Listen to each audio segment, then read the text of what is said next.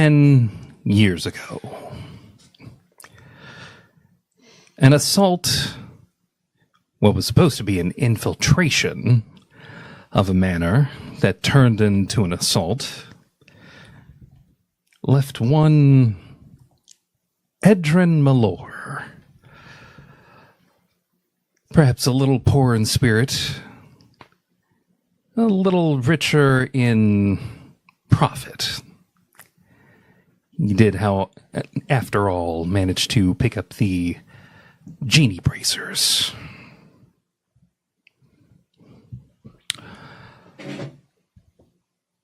On Edrin's way back home, in his chariot, with his major domo, Ewan Veluti, a beam that was seen off in the distance, above where you know your manor is.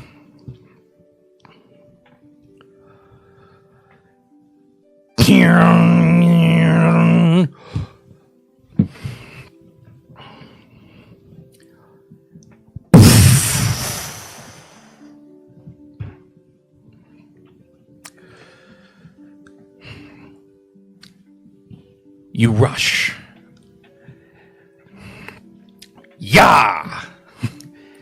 Getting the horses to get to Manor Malor as fast as you can. You get there. You just see your wife walking past the gates.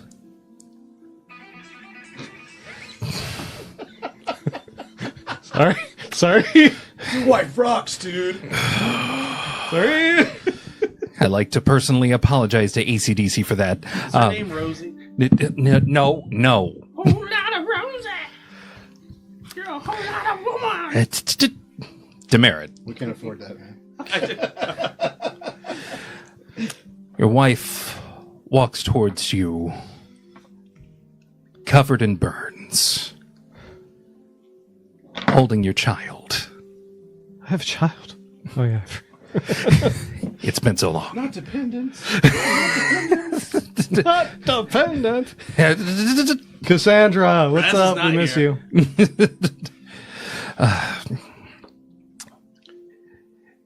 You're within walking distance from the front of your manor.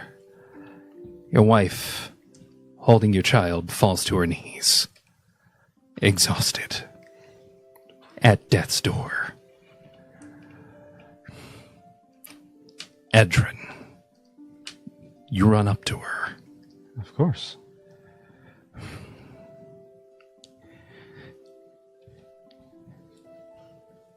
Passed out on the ground.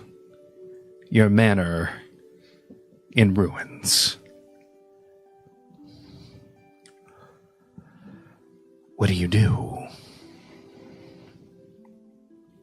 I first run up to her and grab her, make sure she's still breathing. For a moment, she's not.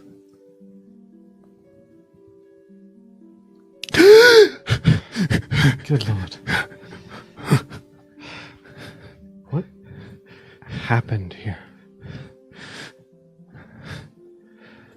Light in the sky. She grabs onto your vest, brings you in close. The flesh of her body burned nearly to a crisp.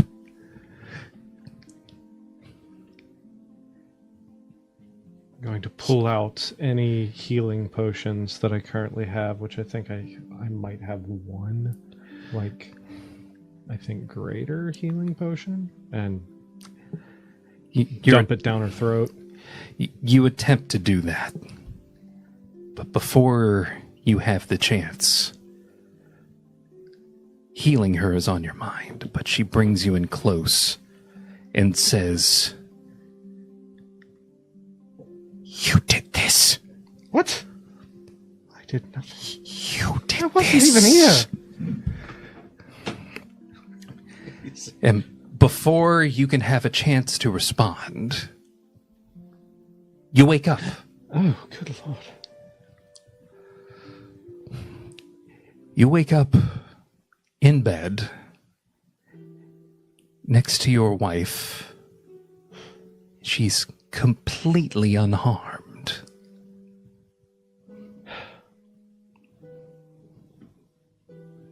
Sweat, cold sweat dripping from his brow. And is it still dark out? It is. I'm gonna get up and grab, because I'm sure he has a dressing robe hanging next to the bed. Absolutely. Black with a little purple sheen to it, and like damask on the lapels, and cinches it, and then goes over to the window to kind of look out over the land and look for the moon in the sky.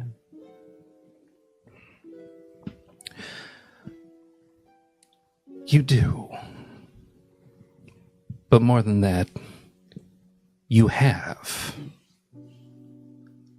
You've been doing this for weeks, months, years.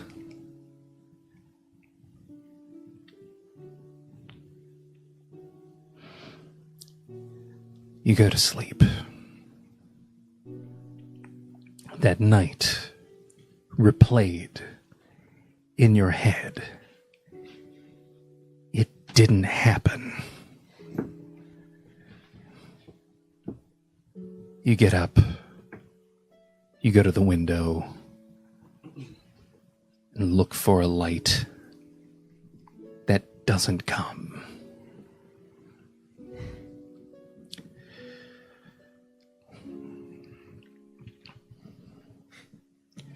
The words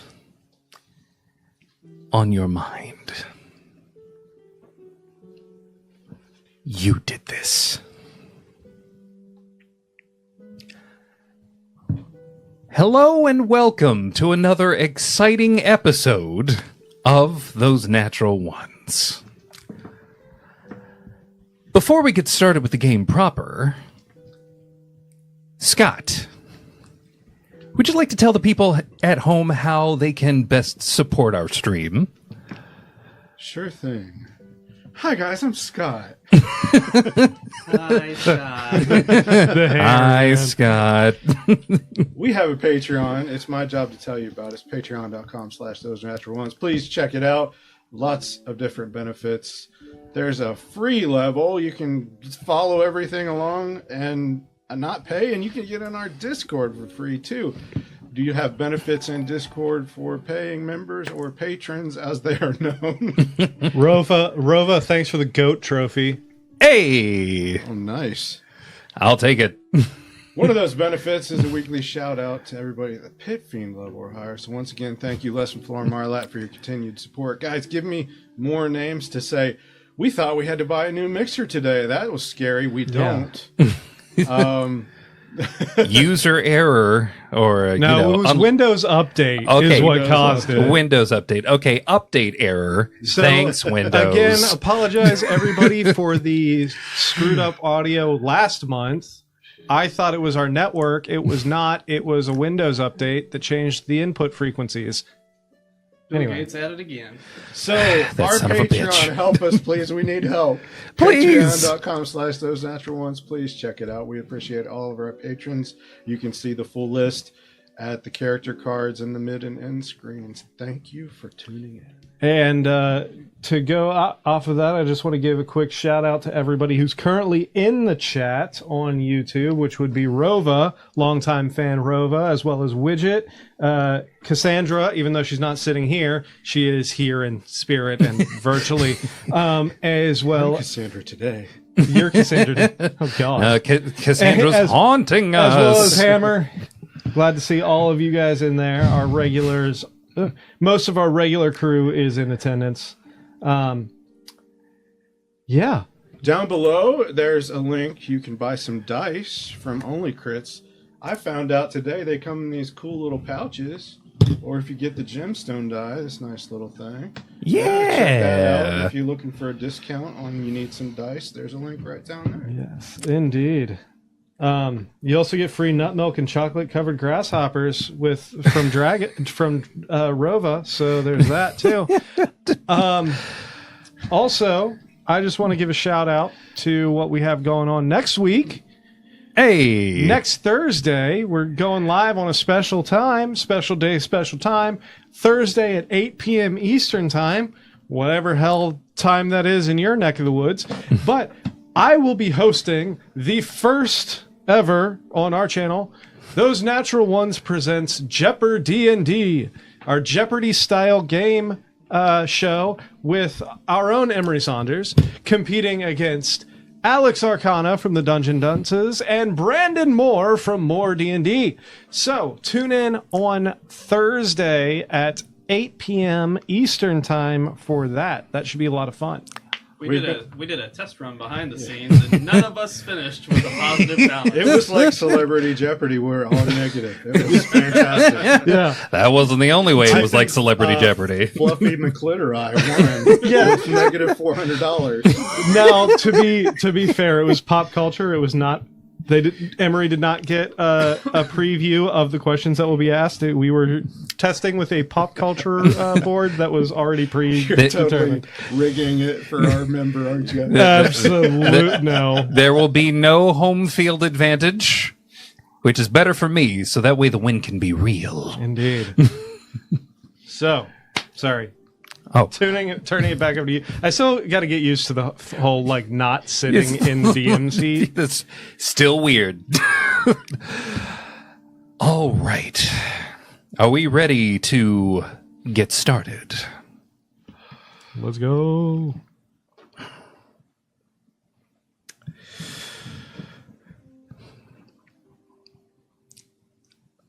A book signing is where you would be able to, throughout the past decade, find Edrin Malor. Edrin, you've a line of fans after you released the... what would you say is the first book you released? The first book that I wrote was the manuscript I handed right before we set out for our first adventure. It was a tale of, an intriguing tale that started as a simple mystery protagonist searching for a lost neighbor, I believe it was, and then quickly turned into a little bit more of a horror spin, a little bit of supernatural, a little bit of cosmic horror. Was it the Telltale Fart? No, that came later. Oh. Not quite the bestseller that you would have expected, but the Telltale Fart did a bit better than you had anticipated. Indeed. You gotta pay the rent somehow. Indeed. Right. One for you, one for them.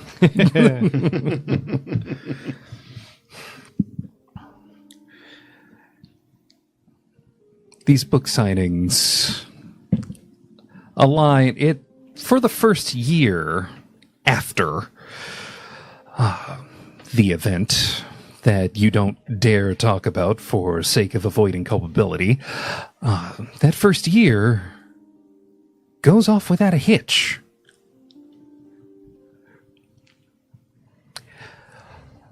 But not with the help that you were trying to garner. There was something else. This was more organic. You did well with this first book. Word of mouth spread, leading to fans. Lines out the door trying to get their book signed by the Edrin Malor. This was unexpected turn of events. It's exciting. At first. And what's exciting the first time tends to become dull after about the,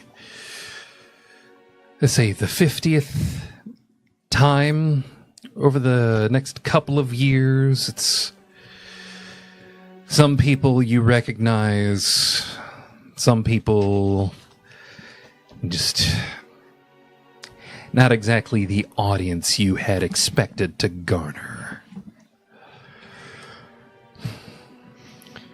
There's some interesting folks that are coming here. Seems like this crowd gets a little less refined every day.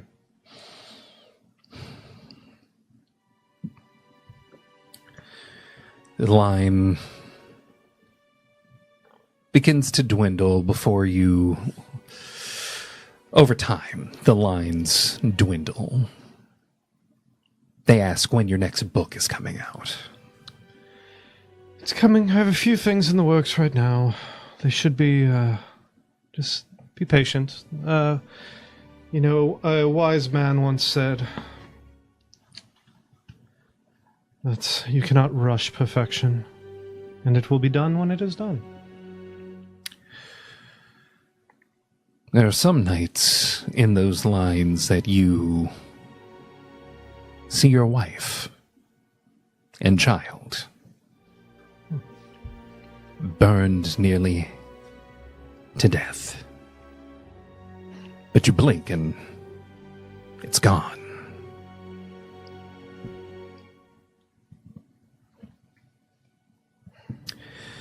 You blink and you find yourself sitting across a table from an interviewer. And joining us tonight, we have the Edrin Malor, author of, amongst other published works, the Telltale Fart. I'm glad that is counted. Thank you so much for that. Yes. I think I misquoted. I think it's the Tattletale Fart. Oh, bloody hell. He was a little quicker on the draw with the name, so. I have a correction. Post haste. So when you wrote the... What would you say is the name of, like, one of the novels that you actually preferred the title of? That is a fantastic question. Where is my list here? One good one would be... I don't know. This is a good one.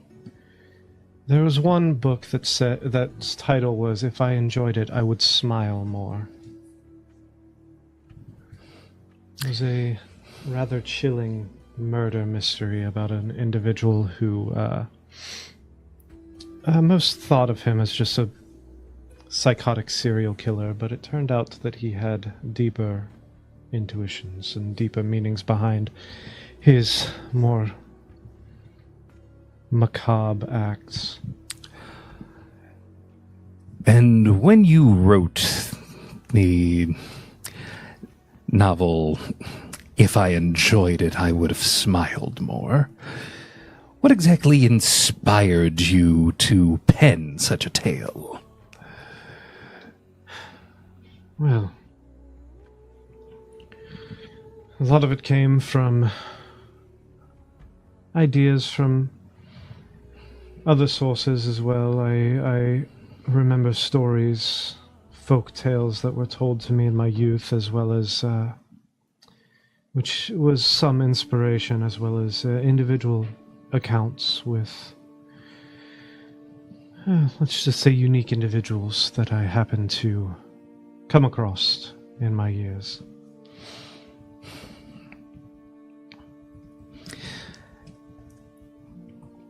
as this interviewer begins to further question you, you take a look out at the amphitheater of people listening intently with bated breath, trying to pick up the je ne sais quoi of your writing style. Like, what kind of man writes something like, if I enjoyed doing it, I would have smiled more? What leads a poet to write the telltale fart? Tattletale. There's a lot of fan fiction out there as to like what they would have called it, but the telltale fart. We're sticking with that.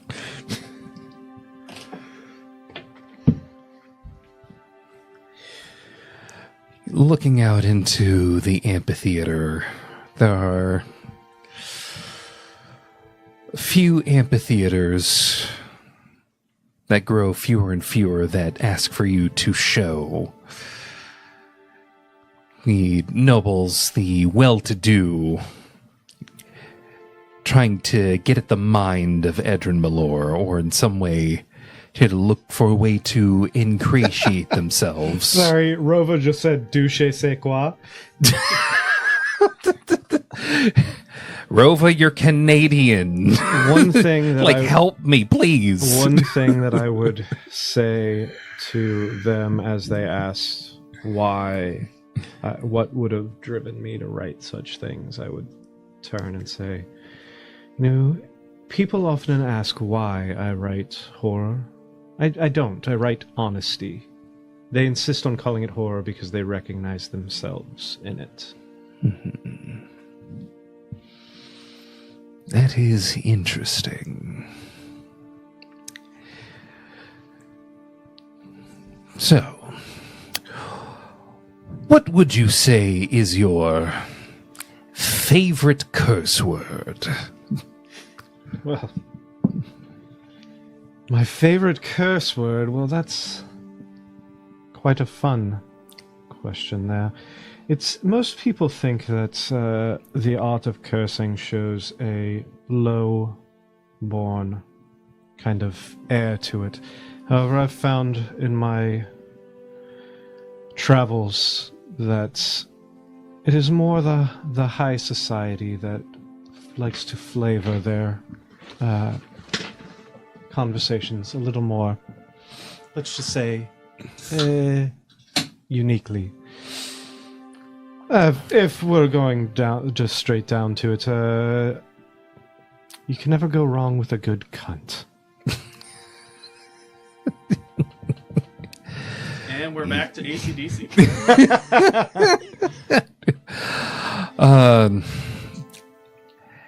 This gets a laugh from the audience, naturally. Looking out at the audience, it's This was a podcast. over time, the venues change. The gaggle seems mostly the same. You see her, your wife,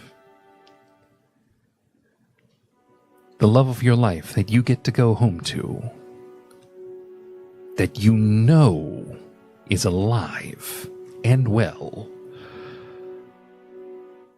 in that same near destroyed visage that you keep seeing in your dreams.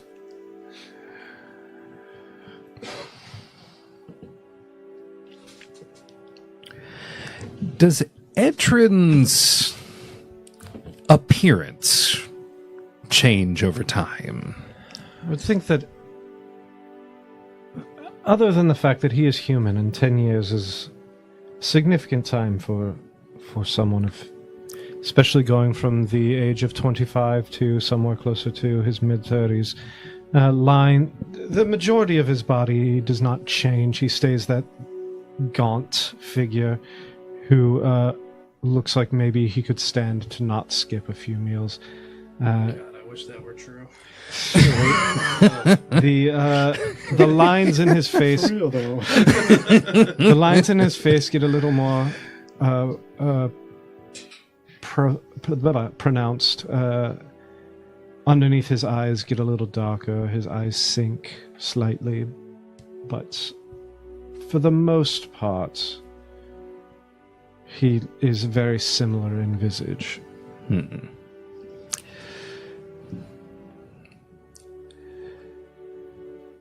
He stays clean shaven. Of course.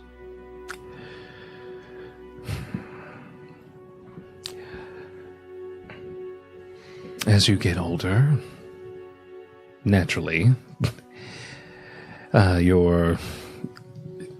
unless your wife and child are Hammer. any kind of elf. Rule number 1, don't be a family member NPC. No, they would both be full blood human as well. Yeah.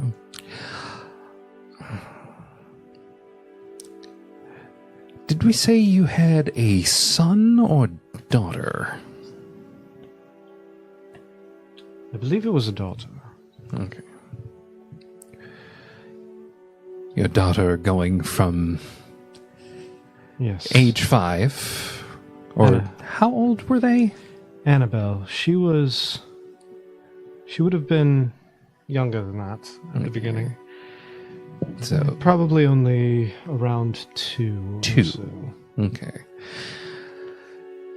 As time moves on, your child goes from waddling the way toddlers do to all of the usual things that children go through. Crawling, walking, running, learning to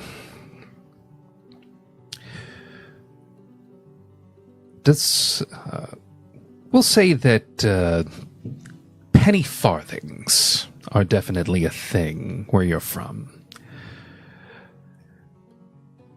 Teach your child how to ride a penny farthing bicycle. I'm not sure what that is, so... Big wheel. Yeah, Oh, like the big front like wheel? Okay. really big in the Sure, front and then absolutely. tiny right behind. It's Absolutely. an adult big wheel. An Yeah, an adult big wheel. Absolutely. You teach them how to ride the penny farthing. They get taller and older. They've gone from asking why 1,000 times to having more pointed questions. Like, why so many trips away from home? How does father make money?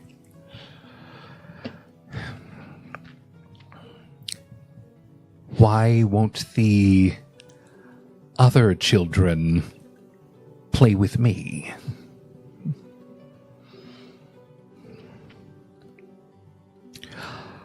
Your daughter,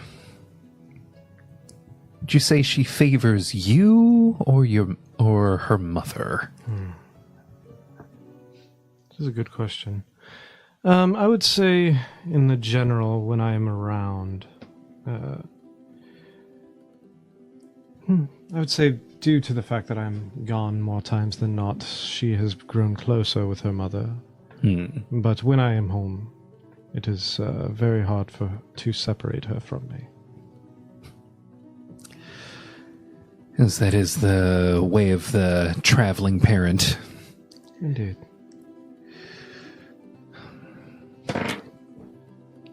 Time goes on. You find other sources of inspiration for other novels you plan to release.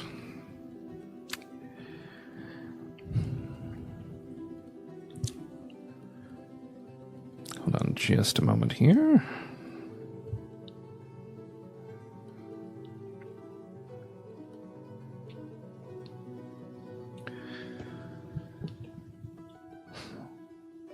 About 10 years pass since that original incident. another book signing. Of course. Your latest novel, we'll say, just released maybe 2 months ago. Everyone's talking about it. What's the name of the novel? That is another perfect question. Let's see here. Oh, bloody hell.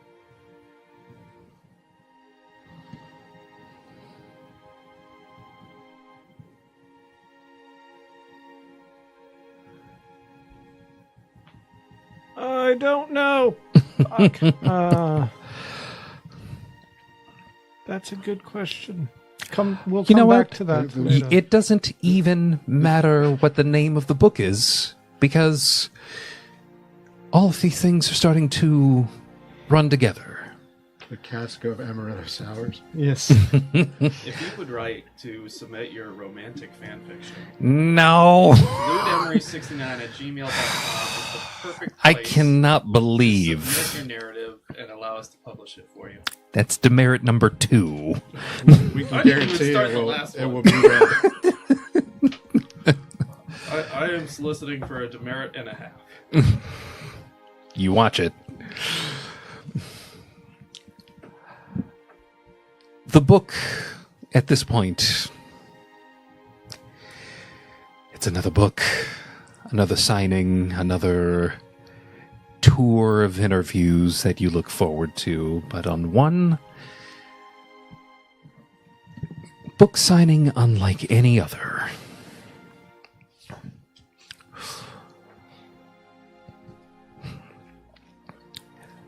Someone a bit shorter than everyone else goes up to you, says they're a big fan, Lovely. offers a book. Yes. Really like the book. Thank you. Who should I make this out to? Thadris Granite. Thadris. Wait, is he the granite guy? Interesting name. If you would like to, you can roll a history check. I'm so good at these. Ooh, actually, not too bad. 17. 17. You could swear you've heard that name before. Where was it? It's on the tip of your brain, but it's just out of reach.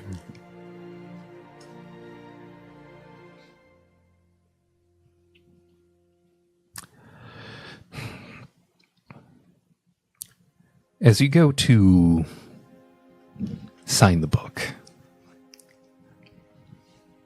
you look up and he's gone. The book is still there? The book is still there. Curious. Is Ewan with me? Ewan is tending to... he's basically an intermediary between your estate and the agencies that have very quickly picked you up after that first book took off. Okay, but he's not at the signing with me? No. Okay. You've been through like a decade of these and nothing untoward has really happened. There's been a rumor, a little whisper on the wind, if you will, relating to how you have been answering some of these interviews that you've been doing in public. People might be whispering there might be a little more to these books than inspiration. As it stands right now, it's all hearsay and completely unsubstantiated. Indeed. Well, Vadris Granite. I'm going to continue signing the book, writing his name in it, so I have it as a reference. Shut the book and place it under the desk with the rest of my belongings. And wave the next person over. Signing another, yet another book. A few more people get their book signed, and another person that you can swear you've seen him somewhere before. If you'd like to have your memory jogged, make another history check. Ooh, that's even better. That's a 21. Good news! I'm getting my book signed! Oh, this... Yeah. Oh, bloody hell. Now we're cooking. Good doctor. It has been too long. Wait, do I know you? We met once briefly. How have you been? I don't remember. It's a bit of a familiar question, but I guess fine generally. Fantastic. Shall I make it out? Is this for you personally? Yes. It's one Dr. Parmbert Yes. Costicius Verner. Of course, yes. Well, I'm going to write and definitely write for longer than what he has stated. Or that clearly I'm writing more than his name, but I'm going to kind of make it out to where I'm just taking my time with his name. How's his spelling? Does he nail the And then my typical... What does restraining order mean? typical flourish of a signature, which looks like basically this large E and an M with this kind of curly flourish behind it. Yeah. I'll close the book and be like, well, please enjoy. Thank you for your purchase. Thank you. False. I'm sorry. Who are you again? Why is my book signed? This guy is senile already. I'm just going to go away now. That sounds like a lovely idea. Please enjoy the rest of your day. Doc Parm walks away, a bit confused. And the thing that you immediately picked up on is he should remember you. No, Jonathan. Do you know exactly what additionally you wrote in? I do. So, I would have just written just a simple quote that says, "I've never written a villain, only people. The distinction is one readers insist upon." Insightful. So now the player is wondering, because there is one feature that I have, part of my dark gift, that makes somebody forget me.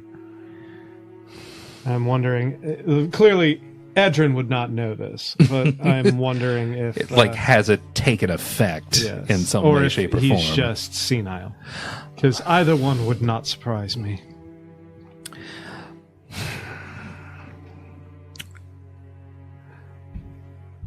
There's something like senility going on with him. But in order to get to the bottom of it, you'd have to have a really good look at him. I don't think anyone wants a really good look at that man. No, they do not.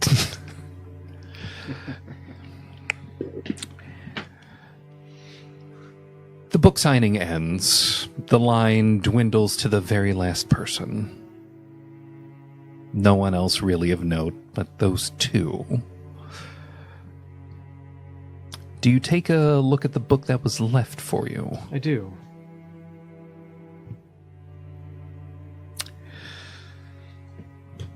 Out falls a piece of paper. It's folded. Do you open it? Of course. It says... Actually, what languages do you speak?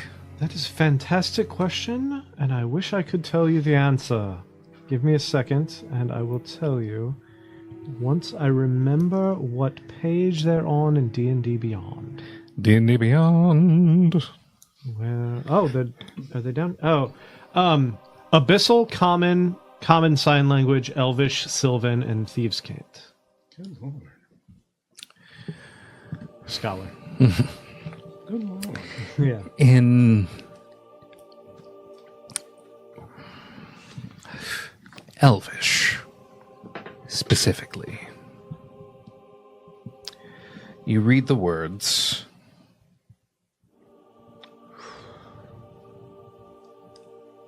I know what you did. Last summer? I knew it. I knew it. I know the deal you made. I know the cost.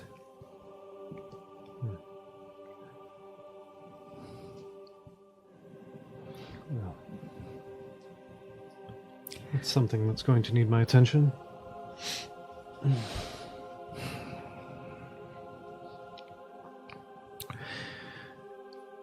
You eventually go back home.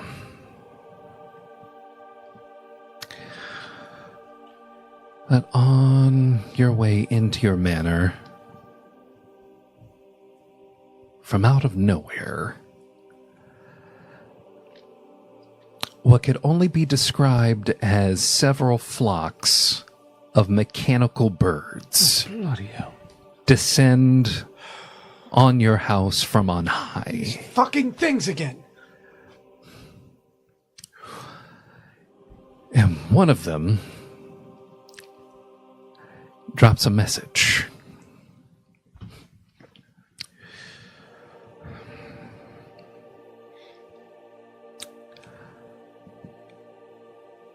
I know who you are, what you've done, where you live, and who lives amongst you.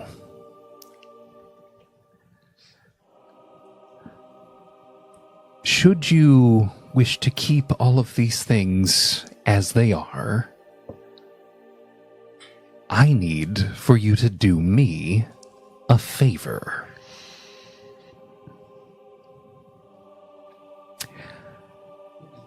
And after the word favor, he lists an address. An address for a place in a coastal town of Priestet in Massilla. Below that address are the words,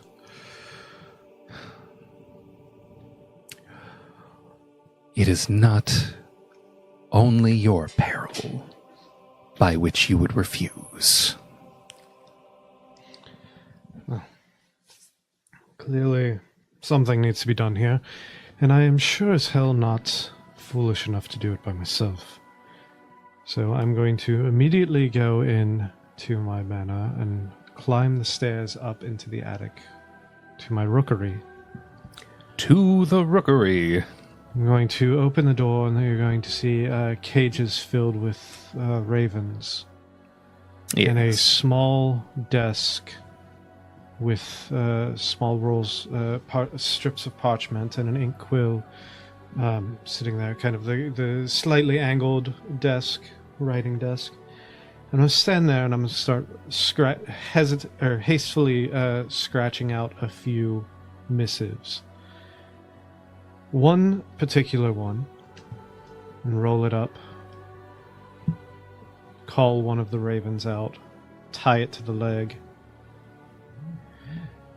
I'm going to hold the raven in my hands and be like, if I'm walking into a trap, perhaps going in with a few pirates might be a good idea. And send off the raven to find my once acquaintance. He stopped himself right when that F started. Once acquaintance pirate captain. The immediate, let me actually frame the nature of this relationship. It's like, he's not a... Maybe... I'm going to send the missive off to find Sid. Well, thinking that they're not romantically involved because Chris doesn't play both of them. So True. Very true. Send him off because I'm thinking, what better when you're walking into an uncertain situation? It's best to have people who might be a little more uncertain at your back, and then I'm going to think of that and be like, there may be a few others that I can count on as well. Write out another missive to Mr. the Sponge. Welcome, Morgana. Hey, Morgana. Hey! Send that off. And then perhaps we need a little bit of ingenuity to this and write out one to Alistair. To Dr. Cartwright. Roll it up and send it off. You sign those missives. Send them not back the way they came, but the way that you hope they go. I have faith in my ravens.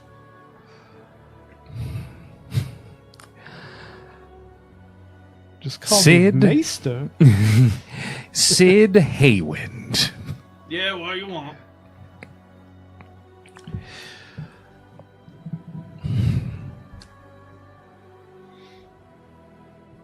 Maybe a few days before that missive is sent, Sid Haywind, you and your crew were going to Cocalia to pick up some mining equipment.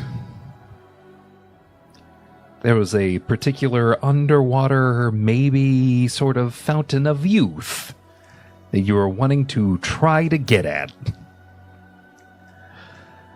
Only for you to very quickly realize upon entry that throughout the Principality of Cocalia, Sid Haywind and all cohorts herein related are considered persona non grata.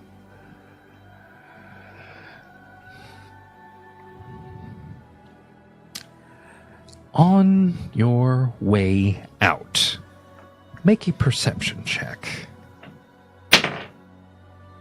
15 on the die. I think my perception's pretty good, though. 15 plus...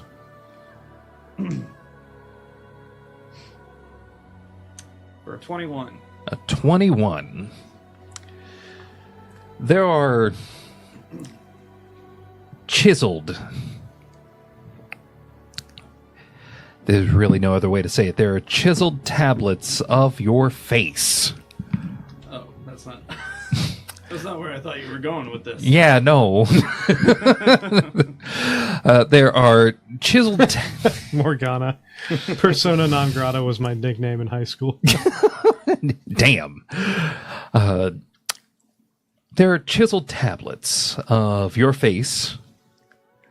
The face is, in one particular relief, captured in like a wider piece of slate, the faces of your crew.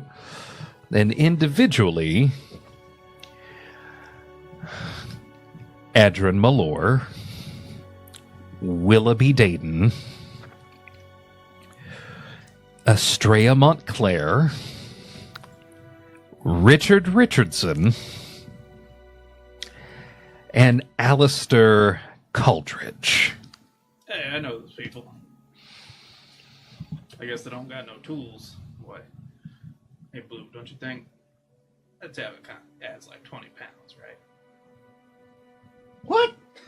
Oh. Yeah, silly, what are you doing here? Where the hell did Blue go? Blue is missing. What the hell? How did I not notice? Who the hell's Blue? And I thought you called me that because of my skin. You mean you've been calling somebody else Blue this whole time? strange reminder that Anaselli is actually a blue goblin. I literally thought that's who he was talking to. He said, "Hey, Blue." It's like weirdly the guy named Big Blue only had blue clothing, where the blue guy wasn't called Blue at all. Well, now I'm a little blue. Aw. And the balls, because they added 20 pounds to my visage on the wall. They did not do you any favors. Wait, was that the guy that used to collect doors? Oh, yeah, yeah. Oh. Unbeknownst to... Only I got the back door, though. God damn it. Ow. Unbeknownst to everyone, including you, what you don't see is Big Blue, the halfling door aficionado, falls backward into the city of doors. Sigil. What happens to him from there can only be guessed at. You make your way back to your ship.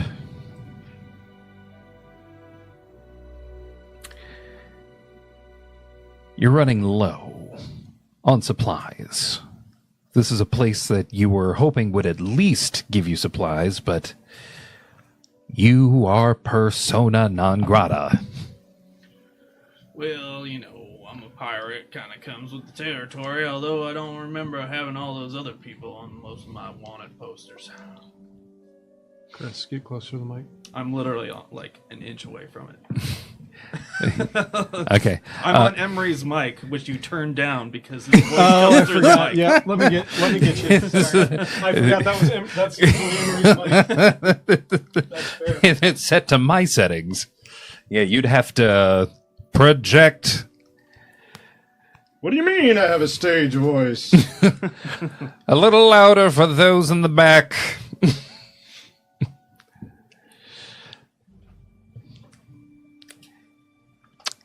Yeah, Sid, Yeah, what you want?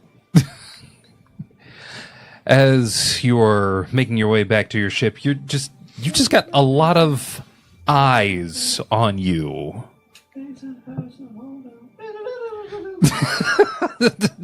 We don't have rights to that song. It's okay. It's not on mic.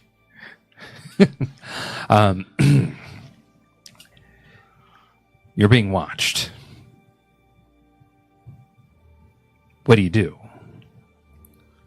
Show off a little bit. Show some skin. Give him a few of these. Maybe a little sparks off my fingers. Trying to work the crowd. Make a performance check. Getting the Yahtzee cup for this. Oh, God. 19 on the die. Oh shit. The Yahtzee cup was the important part. For a 21 again. Damn. There are dwarven children that are elated at this display, but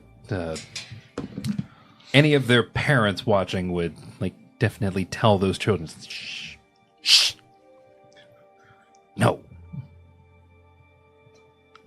And then they point at you and then point to your ship to motion you to Get the fuck out of here. Oh, big fan. I see you want an autograph. And I use thaumaturgy to write my name in the air.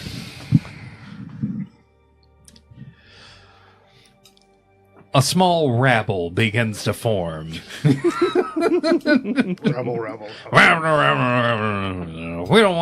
We don't want him around here. You know what the House Granite said. Granite? Yeah, House Granite. Why don't you take you and your crew and get the fuck out of here? I mean, if you insist, I really had all this money weighing down my pockets, and I just thought I'd buy a few fancy tools off of you. Suppose I was wrong.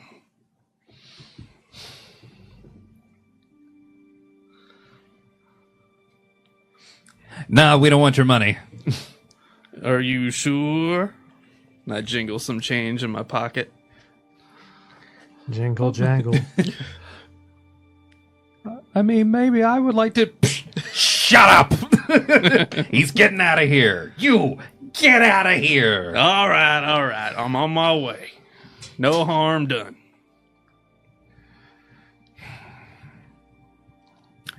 As you're leaving, make a perception check.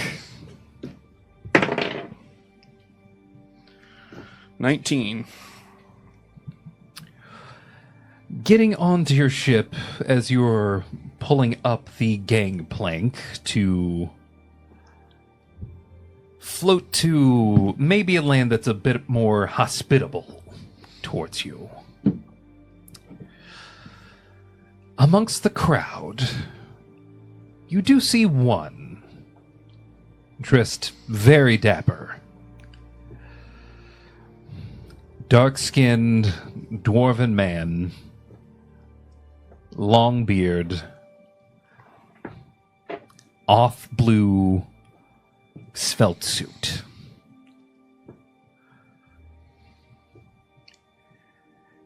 And he just...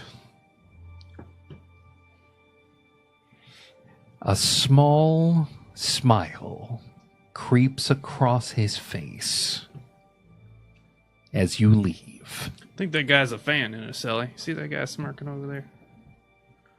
I think that's the guy from Tablet 32. Tablet 32? I'm not going to ask. I'm not going to further inquire. Studying dwarven anatomy tonight. Oh, no! Oh, God, what have I done? As you fly off,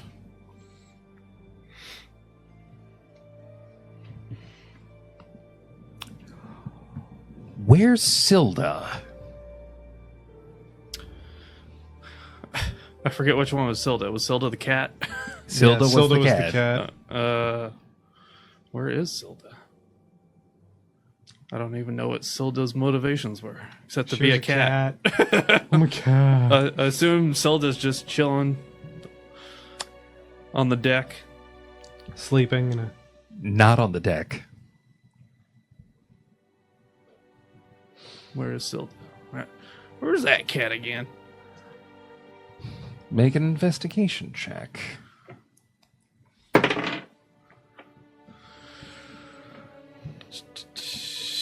Well, that was really good. 25.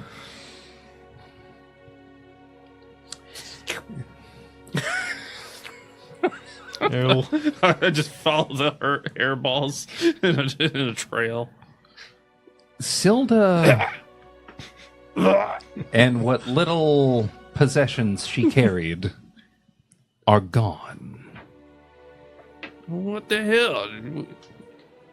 Silda, did you see where Silda went? Who's Silda? The cat woman. We've been a crew for how many years now? Plus the years of the Feywild. Come on now. You don't know who Blue is, and now you don't know who the cat is. I've seen some shit, man.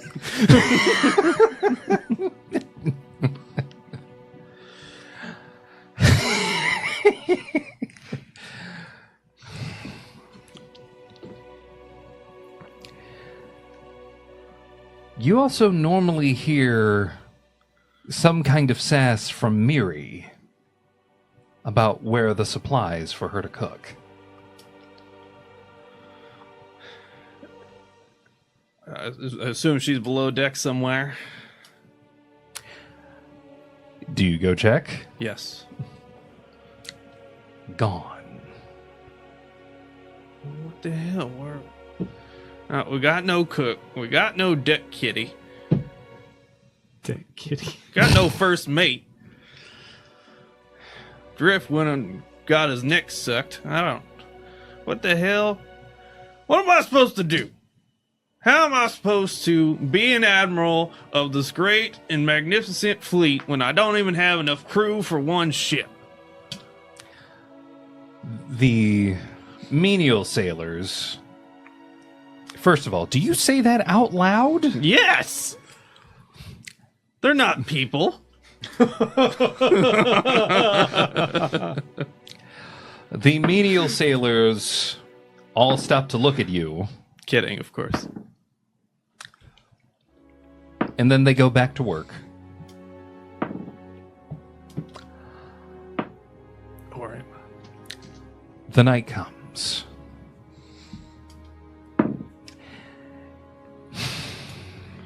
Can't believe I'm doing this. In a celly. In the night.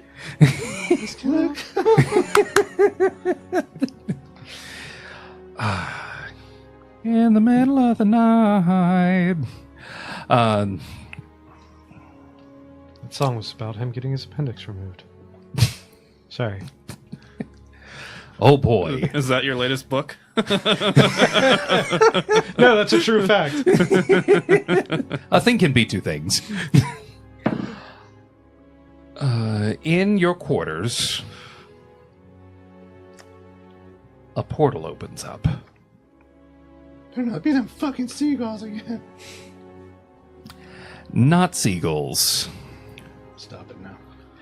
But their hair is styled like this with a like slanted A front, flock of seagulls. devilishly handsome. 2.5. You like flock of seagulls? No, but I can tell you. I got a demerit for flock of seagulls. Come on, man. A portal opens up, and it's your girlfriend, wife. Oh yeah. Do you do marriage? Sure, baby.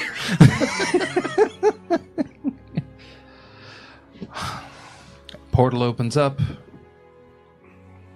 and extends an arm to Inacelli. Can I float over like a cartoon character? Absolutely. It's like as far as I've denoted it, Inacelli's level hasn't changed. So by all means, yes, you can, like a fucking cartoon, float over to the hand.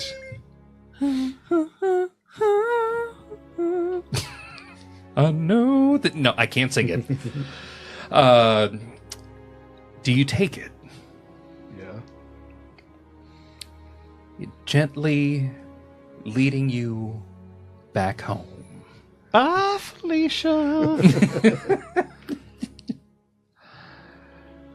Inacelli, you've gone on many adventures. But now there is one adventure before you, back in your home plane of existence, amongst your people and your special lady friend.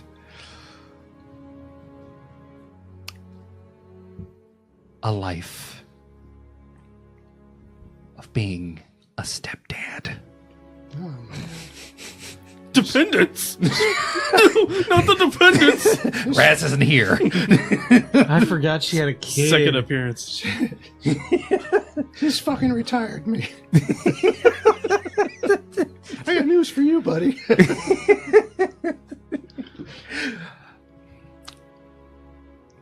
You accept the hand and your way home, the portal behind you closes.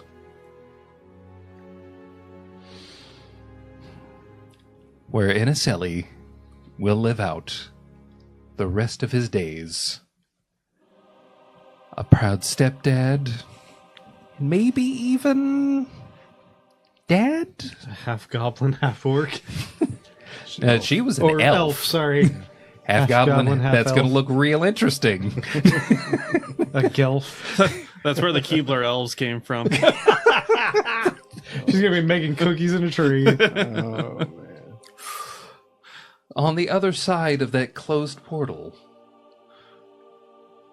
Sid, in his bed, wondering, where's Zelda? Where's Big Blue? Iniseli, he's still here. Miri's gone. Drift fucking died. Well, he wouldn't know that.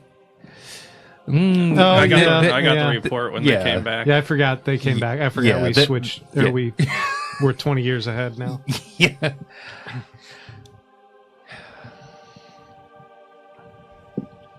Yeah, it's been 10 years since you got the news that Is Papa Drift Mau Mau still here? died. Or did he leave? Hmm? Did Papa Mau Mau stay here, or is he long gone? Papa Zeru. Papa Mal Mal. He's been gone for years. All right. I would have liked his boomstick. You've heard whispers about him, but he's basically become a cryptid at this point. The old captain's getting a little lonely. You wake up, and you're a little lonelier.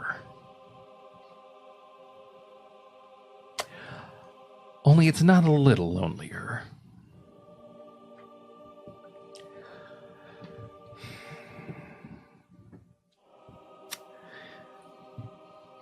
High or low? Hi.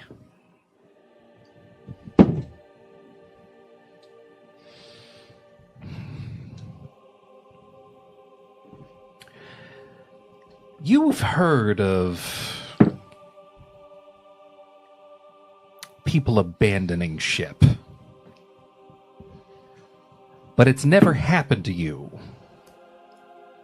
until today. You are up in the sky, and you are the only one aboard your boat.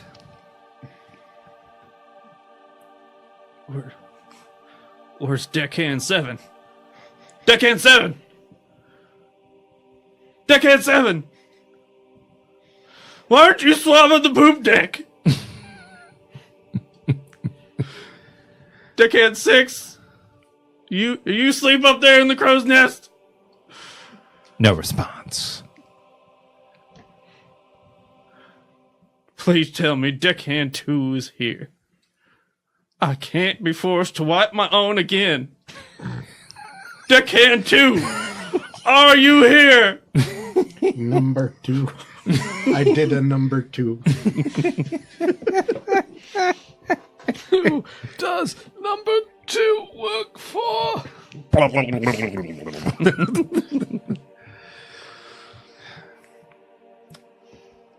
The captain is all alone.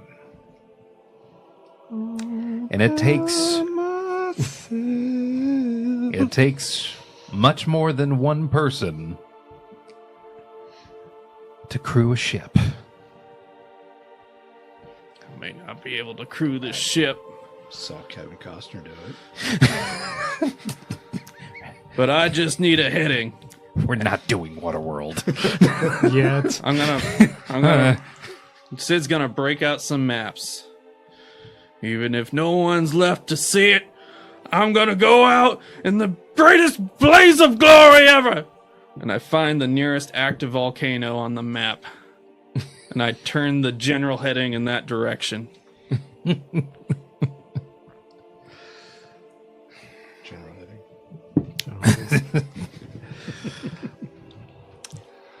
You spin the helm. Turn the boat towards the nearest active volcano. And as you're turning, you hear a boo-goo-goo-goo-goo-goo. There was a ship that went invisible 10 years ago that you tried to get aboard and get your hands on. That you just ran into right now. Am I still actively running into it? Or did I just kind of bounce off it? You kind of bounced off it. It's more of a dirigible, blimp-style ship at this point. What the hell was that? I'm looking over the side of the ship. Opening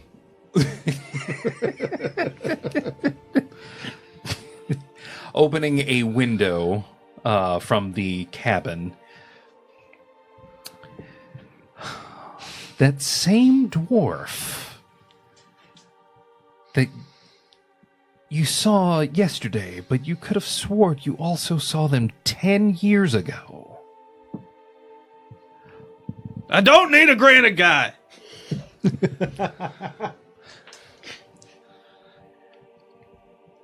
Perhaps you could use a crew? I prefer to be next. God damn it. Wait a second. I know you. Same. Something about you's familiar. It's a deep V. Make a history check. You getting on in years?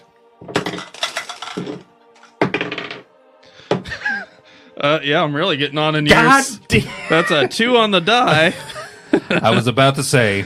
I don't think my plus is gonna help. For a 7. A 7. Okay.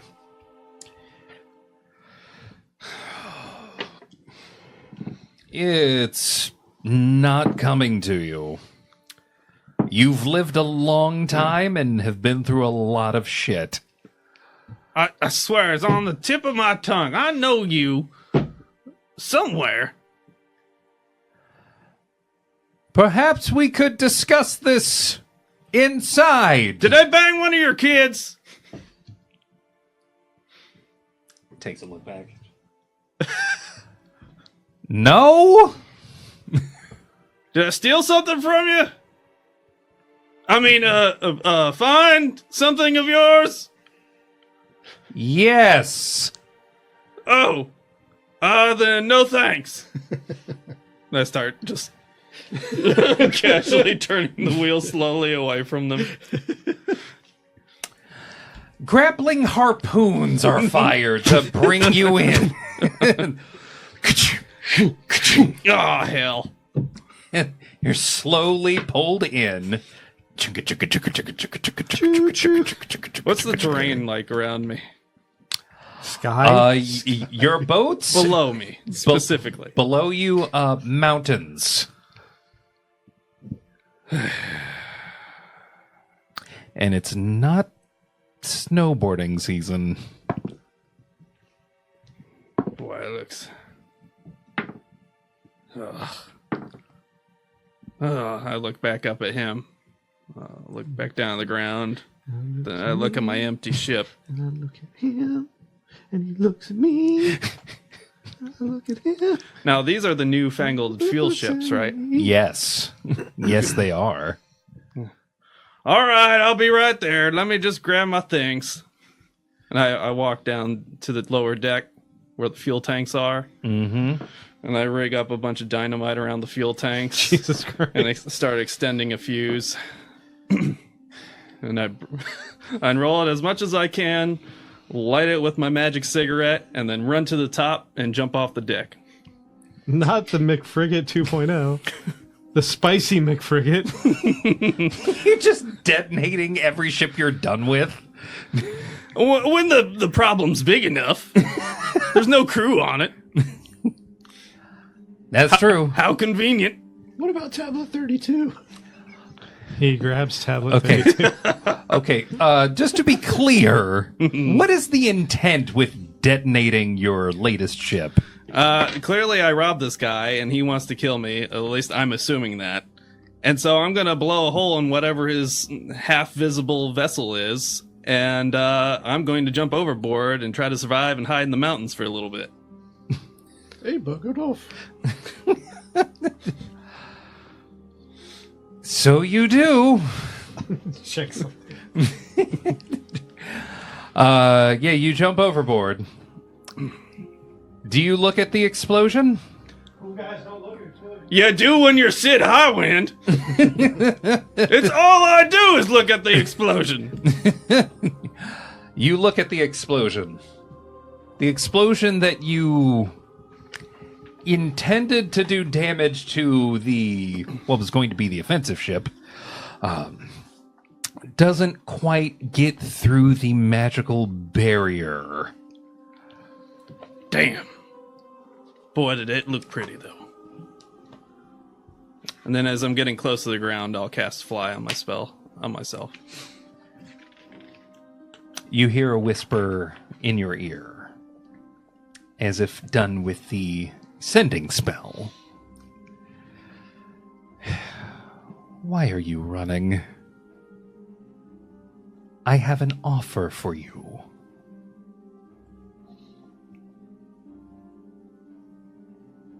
Pirate.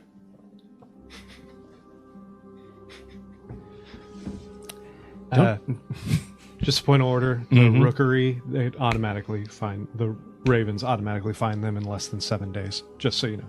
Oh, yeah. We're going to say this is happening day... That's fine. I just wanted to throw that out there. Yeah.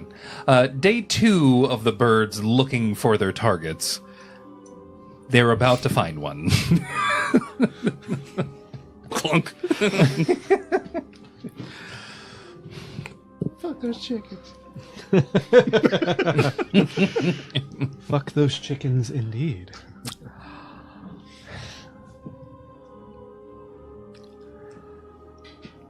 A rope ladder descends to where you were in the middle of casting Fly on yourself. The ship also slowly descending.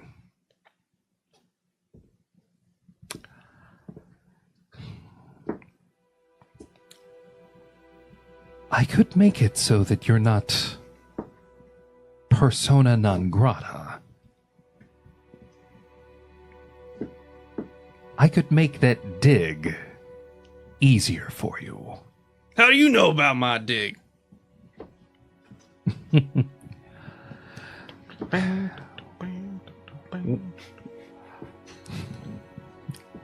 If you would like to have a discussion aboard my ship, I will tell you everything. You can tell me everything from up there. Thank you. A bird shows up. Listen, you get your plot right out of here.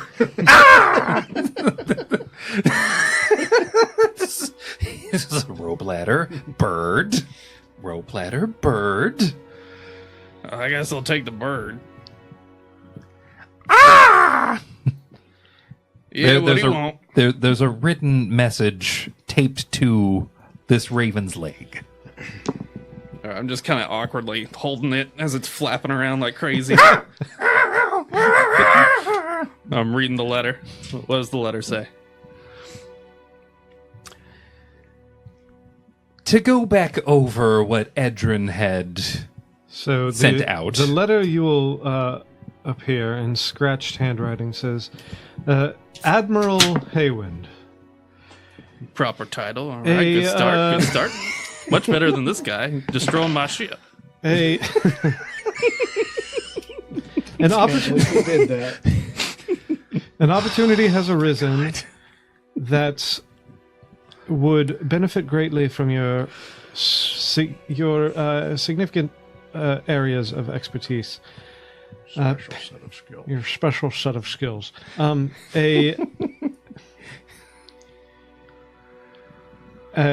If a great reward and potential for infamy abound, please meet me at the following location within the next 10 days.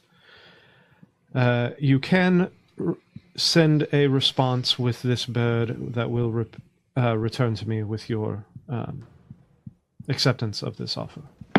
Sincerely, Edrin Maleth. P.S. The bird must be alive. P.S. Don't kill my fucking bird. Don't you kill my fucking bird. Sid pulls out one of his cigarette papers and just very quickly scrolls This is all down. while you're falling. I'm fly Oh, spell. you fly. Yeah. That's right. I just thought you were like falling while doing all this. No, I got fly spell. I'm just floating It's floating in the air. with the ladder just kind of Look, awkwardly yeah, just hanging kinda over like- here. God, get out of here, Shaq. just take the rope. Take the rope. Hey, kiddo, I'd love to have a little fun with you. I'll be there. Sorry I burned the bird a little. Truly yours, Admiral Sid. 2 days later, you get a bucket of fried chicken with a note pen to the top. No. I roll up the cigarette paper, lick it, and tie it to the bird. And let it go. It flies away. It circles around to get a good look at you. And then it flies away. This bird will remember this. And just to be clear, the address I put down is the address that I was given Yes. to go to.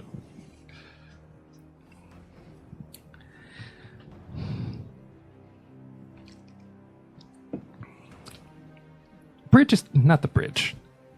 Rope ladder's still there. Do you leave them hanging? Widget, I've never seen players' PCs more resistant to plot hooks in all of my life. I literally have to hit them over the face with it. He destroyed my ship!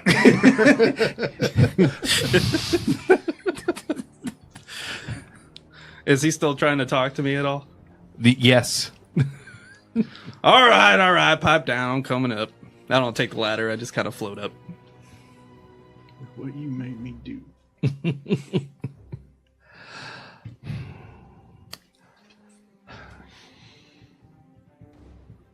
Sid, was it? Admiral Sid.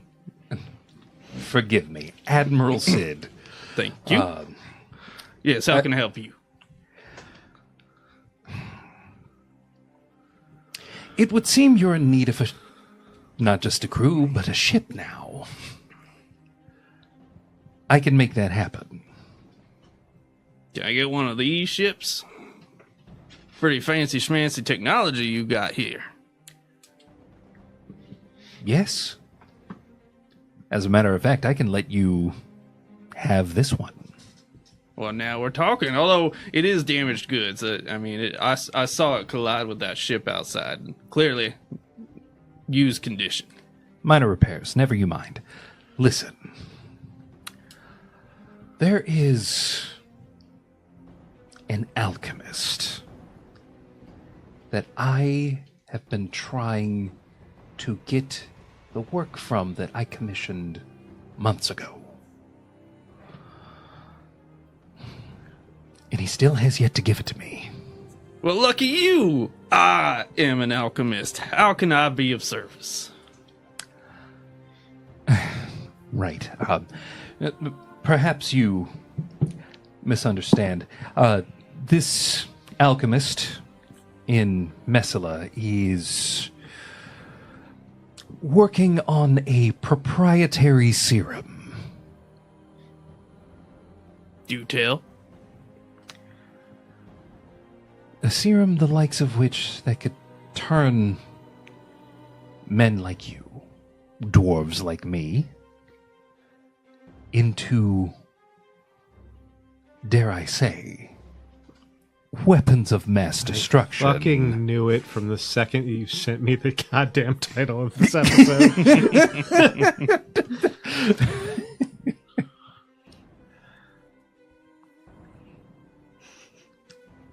He's doing it with chemistry. I need for you to retrieve it. Would you say that he is blinding you with science?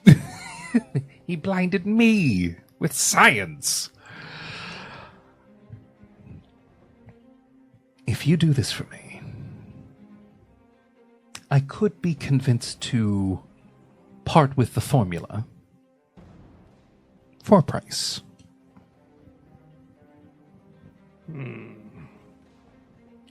Now, when you say weapon of mass destruction, what kind of destruction are we talking about?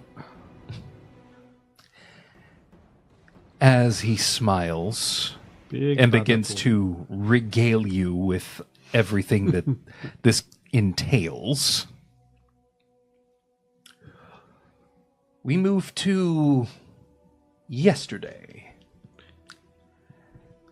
at the monastery of Dionysus.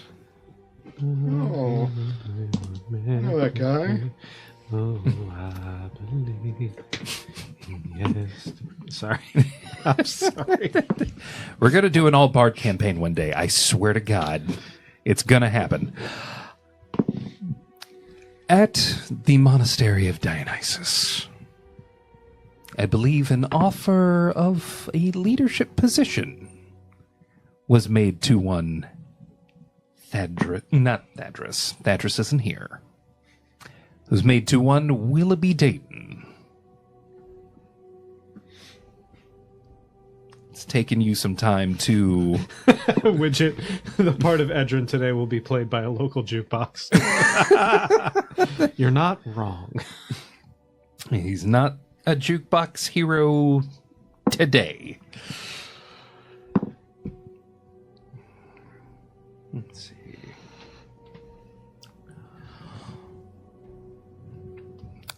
Willoughby, you were offered a position of leadership. Did Willoughby take that position, or did he feel himself in need of further study? Well, he took it, but he went and built his own monastery out of it. That's right. You took that show on the road. Yeah. Now, I'll take it, but I'm going to do it over here. you find a different place to set up a vineyard. It takes you a couple years to get it up and running and to have the first bit of fruit to give way to the first bit of wine and the first few casks that you're sending out. I feel like that's a lot of trouble. I should have bought one that already existed. You wanted a prefab? It's like, That's a lot of waiting.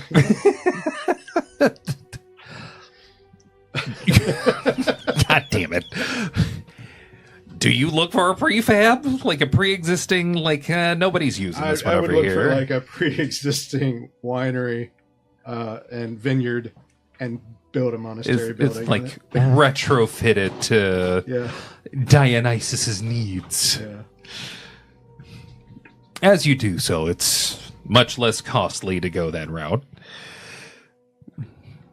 And you do. You garner a following.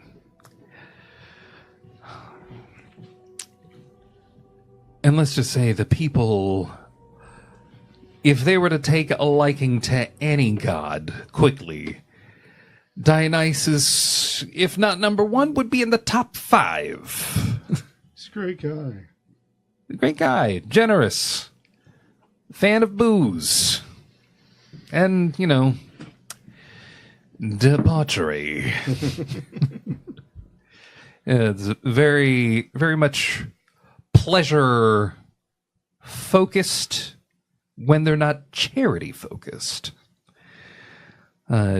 Charity doesn't come to you as quickly as debauchery does, but eventually it doesn't take much of anything for you to just give because you have plenty. Except for the last year. There's been a drought. Oh no. The The fruit's dried up. The soil, not really giving like it used to.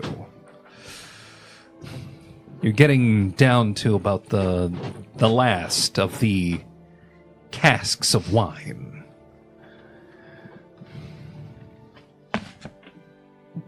What do you do?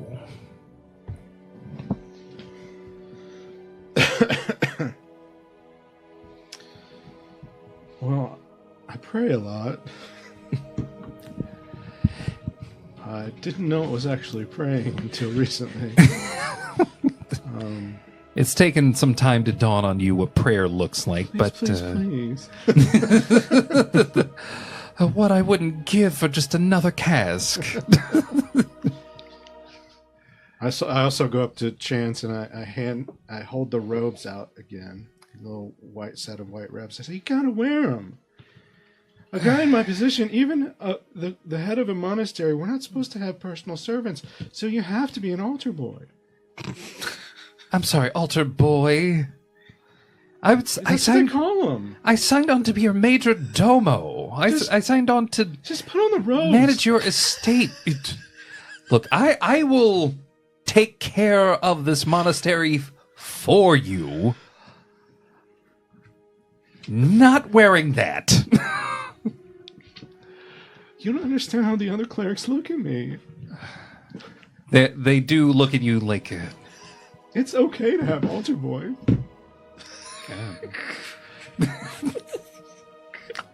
that altar boy's a full-grown man. It's just the combination of the situation and the voice. It's so absurd. It's hot as hell in here.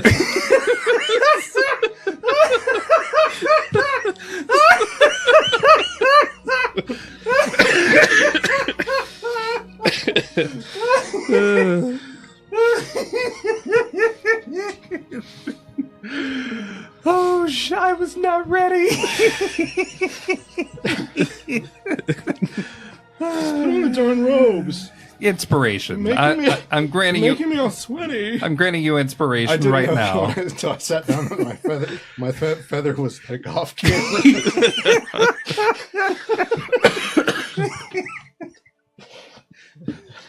Oh God. Oh, okay. Bless him.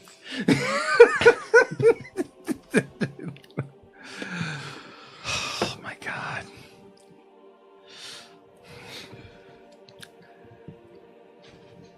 Chance. He's not having it. He's not having it. You take off the hat, and he's especially not having that.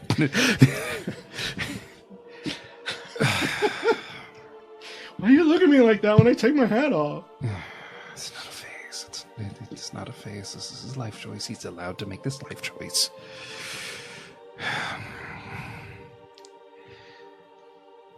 To be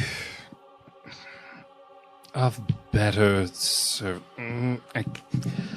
make a persuasion check. Oh. Oh no. 22. At only crits. Brought to you by Only Crits. Why would you do this to me? He reluctantly, with one hand,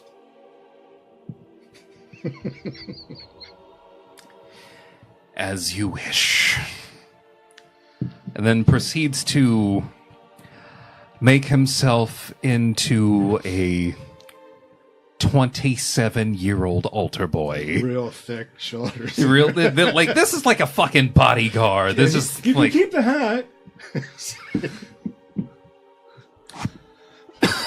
So all of our subscribers who are leaving right now, thank you for your patronage before this instance, and I can't blame you.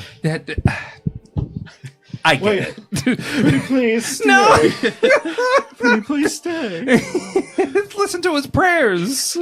Please, someone answer him.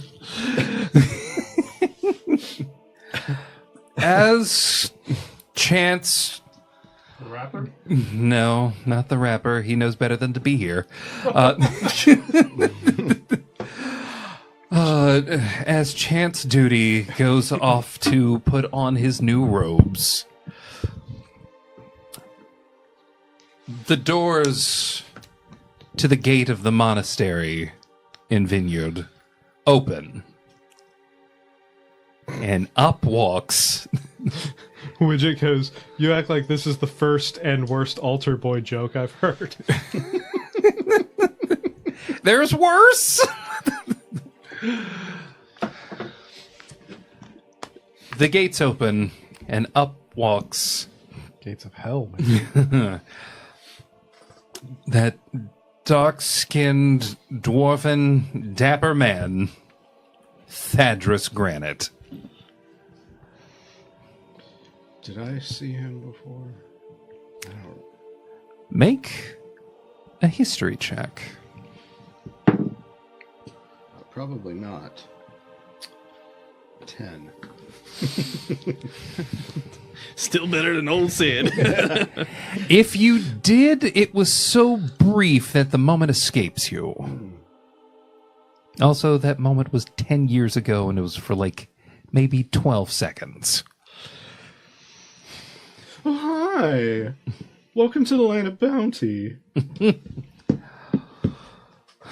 I've heard tell of a drought that this vineyard just can't seem to shake. Oh, I don't really want to talk about it. Are you sure? Because... Anywhere the sponge is around, there's a drought. Goddamn. Only for others. He admitted to being dry. I can help you with that. Oh, really? Yes. You see, I have some friends that are in the fertilizer business. Aren't we all? Sorry. I'm so immature. You son of a bitch. First thing I thought about. Poop. God damn it.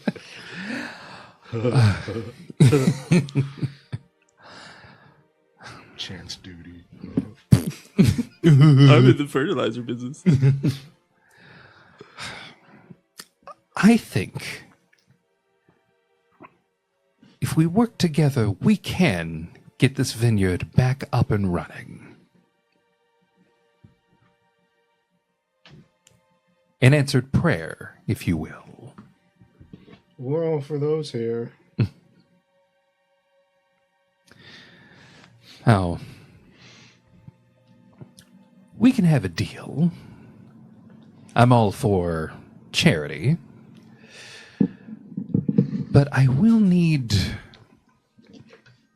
a favor from you. Make a perception check. 19.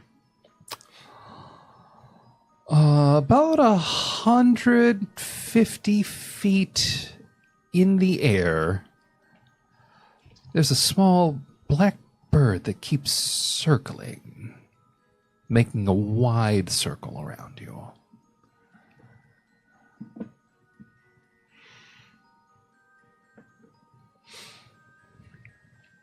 Do you see that bird?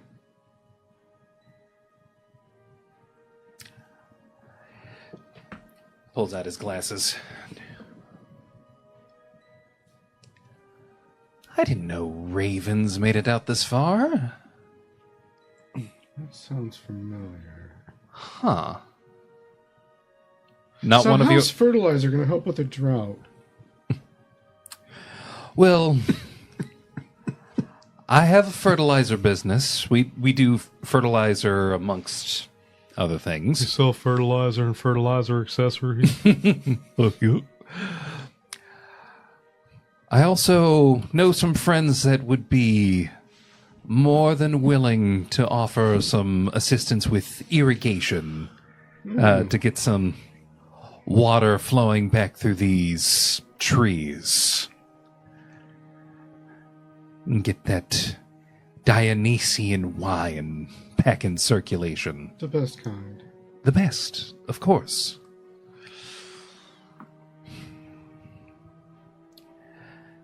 There's just one thing I need for you to do. He pulls out a card. Go to this address. Okay. I'm kind of... I'm not quite in the same shape as I used to be. He used to be like skinny, like the Headless Horseman skinny, Ichabod Crane skinny. Oh, now God. he's got just his belly. Little punt. He looks like he needs second trimester.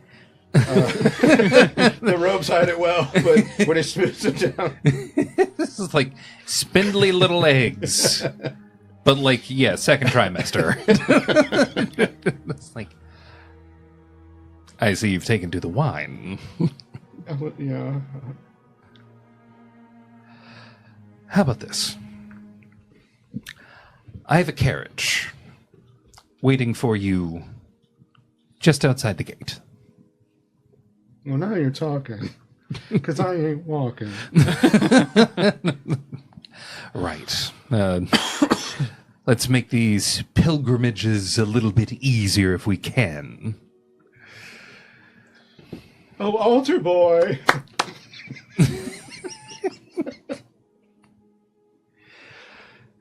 Sort of just kind of jaunts out of the main, like, monastery building. Is like, I don't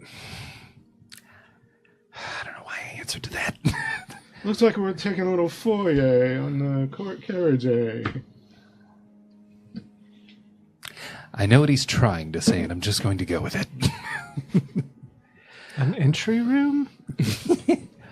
Right. I'm not there, sorry. Where are we going? Where are we going? Right. Here. Oh, that's upside down. We see that. This is all the way over in Messilla. This is where we're going?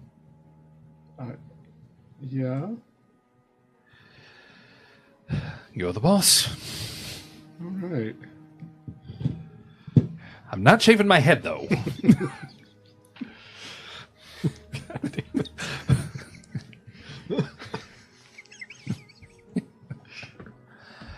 Was it still dented? Yes, it is. Yes! That's the best part. I think I slept a little funny last night. It was the fucking reveal for me. It's like, oh, he's got a hat on over a wig. This is just a normal wig. It's all hair. There's no way that he went full fucking Friar Tuck with it. That's why you went in the bathroom and put it on. Yeah. It just it came all folded up, so but that's even better. I was wondering if my head would steam it out because it's pretty hot. It still might. As you make your way outside with Chance Duty following right behind, every time with the name, a carriage with otherworldly steeds, ethereal horses, champing at the bit. Well, they must have had one of those drinks. I'll take one out and drink it, and now my hair's floating too. Hey, take a picture of me with the horses. A major image. Major image. Draw. Draw me with the horses. Draw me like one of your French girls, Steven. I'm assuming you get in the carriage. Widget said the soft spot never solidified. No!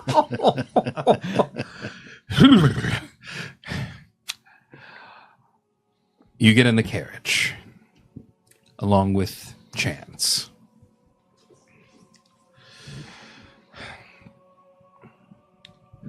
In transit, the two of you hear the same breakdown of what it is that you're dealing with. Does the bird just follow the carriage, though? Oh, you know those ravens in windows. Fucking hell. What the heck? We can remember a person's face and hold on to that for years and follow them for miles, but windows are fucking crazy. Oh, foiled again. Have you seen Windows, man? No, I'm still trying to see one. Crazy, man. The same breakdown that Sid is given. An alchemist by the name of Jeronimus Heckyll is he's developing a serum meant to, amongst other things, enhance both the strength and size of a man. Otherwise known as Miss Your Lied. Oh, no.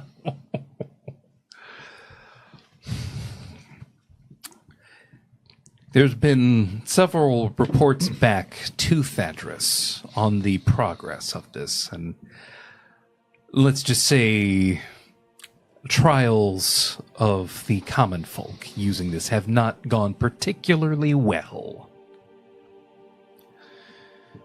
The last time he got any report was a month ago.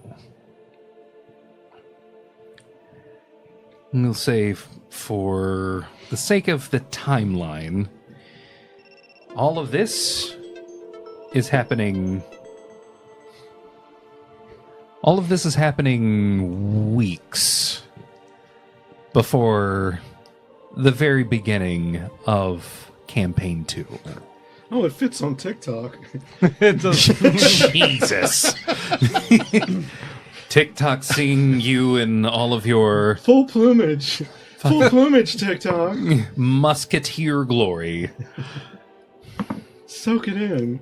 God damn it. God damn it. Where he stays is in an abandoned warehouse in the town of Brystead on the coast of Massilla.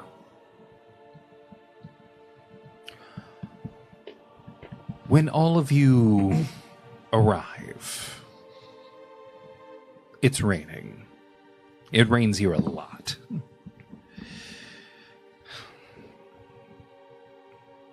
And I'll let all of you decide what time of day you arrive after our break.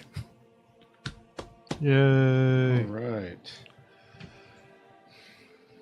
Well, guys, give us about 15, 20 minutes, usually longer when we're in person like this, because pizza. Pizza. Now, before we go, do we have any, what's the word that I'm looking for? Shame? No, we have absolutely no shame here. Absolutely not. LudeEmery69 at gmail.com. Swear to God. The promotions. Yeah, sure. So, a couple quick announcements. This episode is brought to you by none other than... What the hell? Sponsors. That's the word I was looking for. Sponsors. Why God is this damn not it. showing the shit. Hold on a second. What the hell? This is a great plug. Sorry, my something's being something. Yes, no description has been added to this video. What the fuck? Sorry, yeah. No, not right now. Fuck it, we'll do it live. Fuck it, we'll do it live. I just sorry, the stream screwed up, so I gotta fix that at the break. Yeah. So yeah, we will be back. Give us like 10-15 minutes, and we will be right back. Pretty please come back.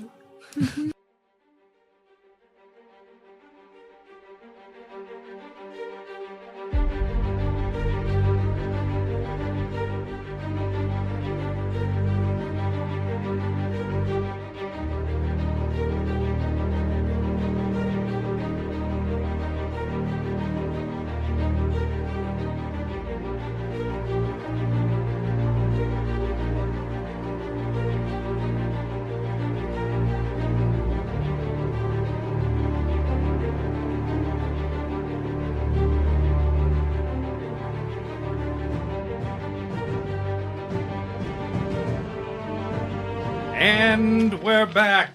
Costumes, people. Costumes. Costumes. Hurry. Hurry. Hurry. Shove this pizza in my mouth. I heard you needed a fertilizer guy. I know all about nitrates. Oh, no. Where you want them? Oh, Jesus Christ. This is the irrigation guy. What are you saying? What are you saying? What are you talking about? We return. It was a dark and stormy behind the night. curtain. I swear to God. It was a dark and stormy night in Preistedt. And three what normally would be unconnected individuals managed to show up in the same town. Thought I was going to give you guys the option of when you came in. When you get there, it's dark. I'm smoking at nighttime. Whoa. You have to, in order to keep your cigarette lit, you kind of have to cover your cigarette as it is. It helps that it's a magical item. Yeah, it's actively raining.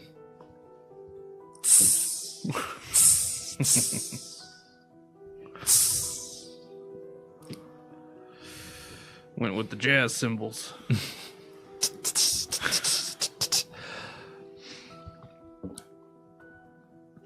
Willoughby. You arrive by magically horse-drawn carriage to The best will do.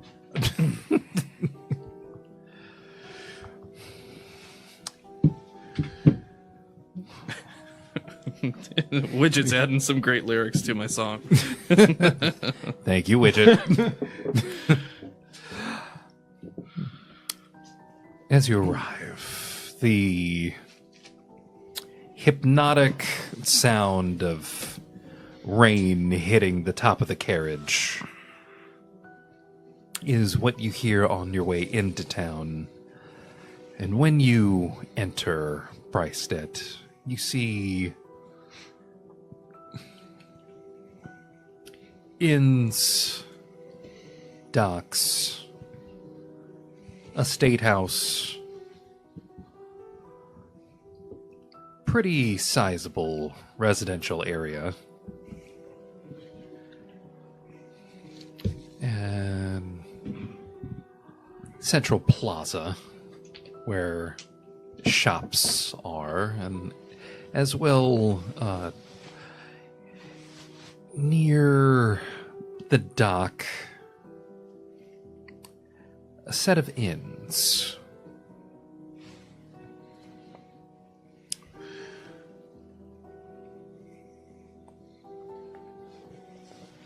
Looking for the place that you were given the address to. The horses.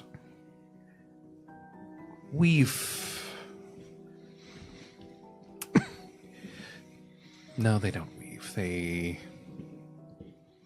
respectably trot down the road. making turns left and right. Eventually, this carriage does stop on the side of this abandoned warehouse. This warehouse, Brick Lane. Very sturdy roofing, from what you can see. Barn doors. From where the carriage is stopped, you can see barn doors at the front. And windows. About every 10 feet along the walls.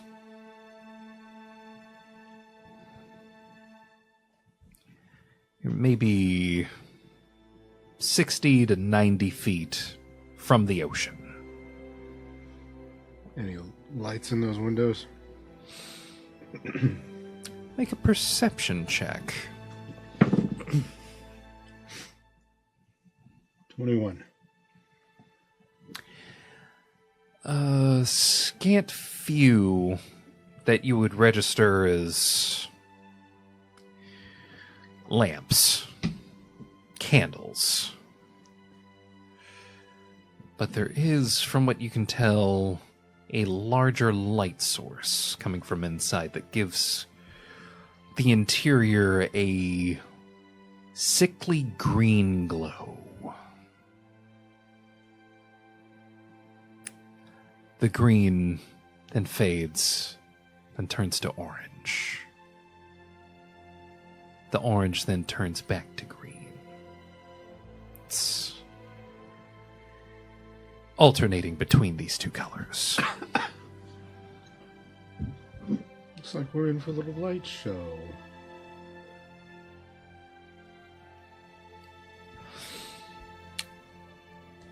Your perception was a 21. Yeah.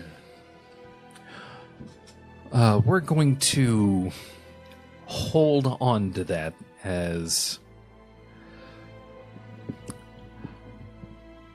from outside of town, you hear an unnatural hum going.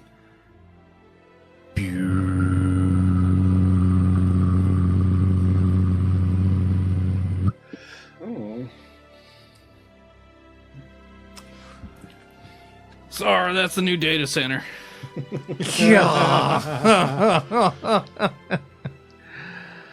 Oh no. I think it's time for my favorite sound. that was a wet one. Certainly. You know, the carriage ride. He had a bit of a road brew on the way. From outside of town, It's Sid. not a party unless you spill a few. We're going to get to that. Sid. Yeah, well, you won't. This menial crew that you've been given temporary command of stops outside of town. Bryce, Oh, we're here. Is it time? I guess I've got work to do. and a couple of crew members sort of jog up to you and like, right this way, right this way. All right, all right. No need to be so uppity about it. These guys are insufferable. What I wouldn't give to get Deckhand 2 back. Poor, sweet, innocent Deckhand 2. He was great with fertilizer. What does that mean? The door to the outside opens up and a rope ladder is dropped. You're really gonna make me climb all the way down there? Can't you lower this thing? There's no sensible spots for landing. I never said anything about being sensible. There's no sensible spots for landing. You guys are so rigid. All right. Where's the building? One of them points off in the direction towards the docks. Make a perception check. Let's see, 23. 23.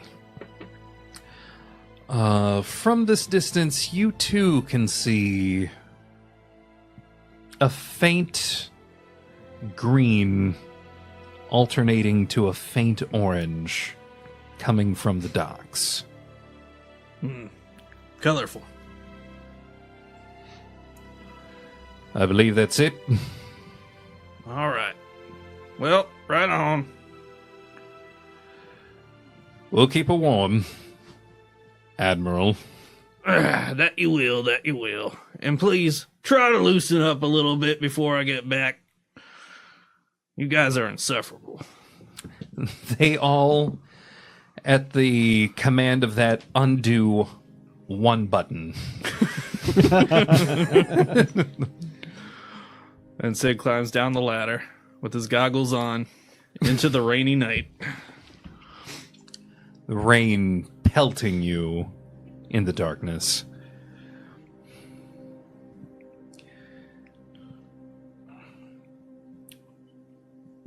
Staying with that perception,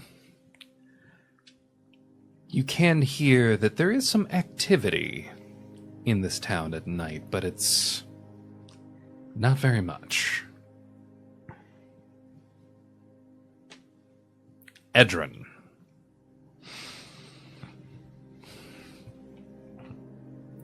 Did you also come here by horse-drawn carriage? Yes, but Edrin would have shown up earlier in the day.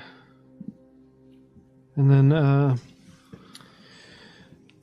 being the sort of man that he is, he would have went to a tavern on the opposite side of town, or an inn on the opposite side of town from where he was, the address he was given, and rented the finest room that money could buy in the finest establishment that money could find on that side of town under his name, but then never actually go into that room. He would then turn and go closer towards, you said it was at the docks? Yes. He would go right up near the docks, find some tiny little hovel, some hole-in-the-wall inn, and rent a room there under the name of John Smith. Spending just a few copper or silver, the cheapest room he could possibly find. And that is where he would set up. Set up his belongings. And then probably, knowing that he got the response from the Admiral, but no response from anyone else yet, he would then wait until sundown, and then kind of lurk the alleyways, seeing if he can't, staying in the shadows and see if he can't catch Sid or anyone else showing up before they spotted him. Edrin, you do your best work at night. Indeed. Go and make a stealth check. That is a 2 on the die for a 24. What? Reliable talent, baby. Holy shit. Yeah, rogues are really skillful. That is a, yes, 24. 24. You would indeed notice these two before they would notice you. Sid's not hiding at all. I'll wear my magic goggles at night so I can pick a fight. So as soon as I hear that, and as soon as I see him kind of motioning, I'd be standing in an alleyway, kind of posted up in the shadows. And as soon as I hear the unmistakable sultry voice of one Admiral Sid, I would just kind of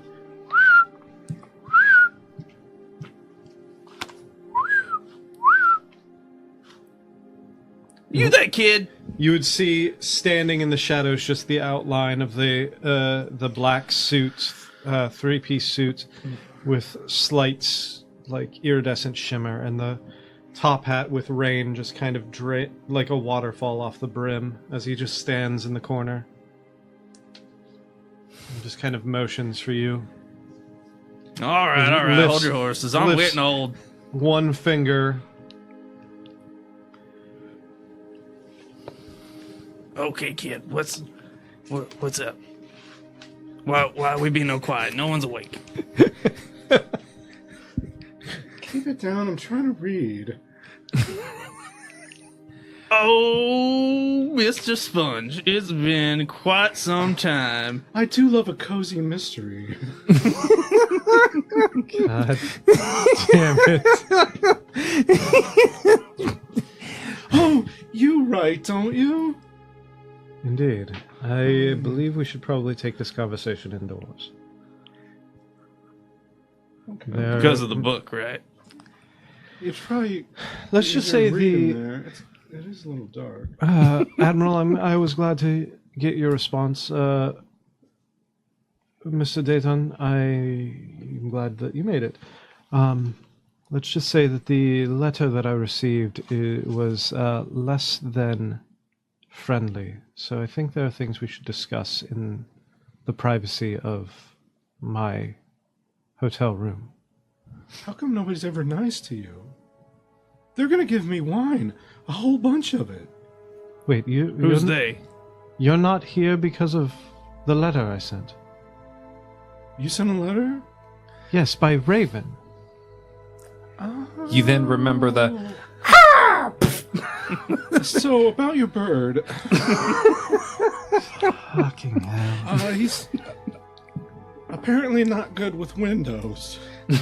Just start rubbing the bridge of his nose and be like, starting to wonder why it seemed like a good idea to reach out to these two. Would it be weird for you to sign this?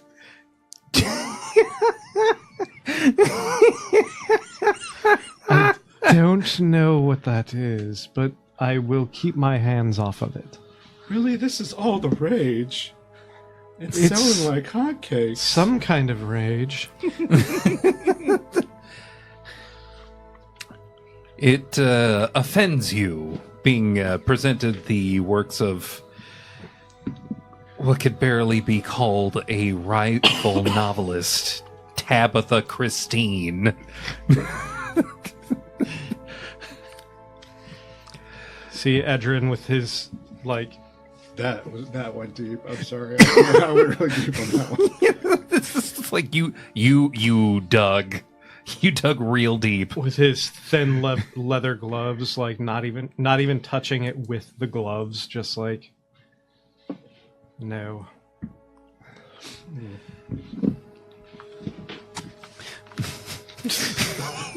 Tucks it in the rose. Somewhere Chance is watching this happen and just going, oh no. Not again. It's like he's 27, but he feels like he's 55 dealing with you. Boy, what I wouldn't give to be 55 again.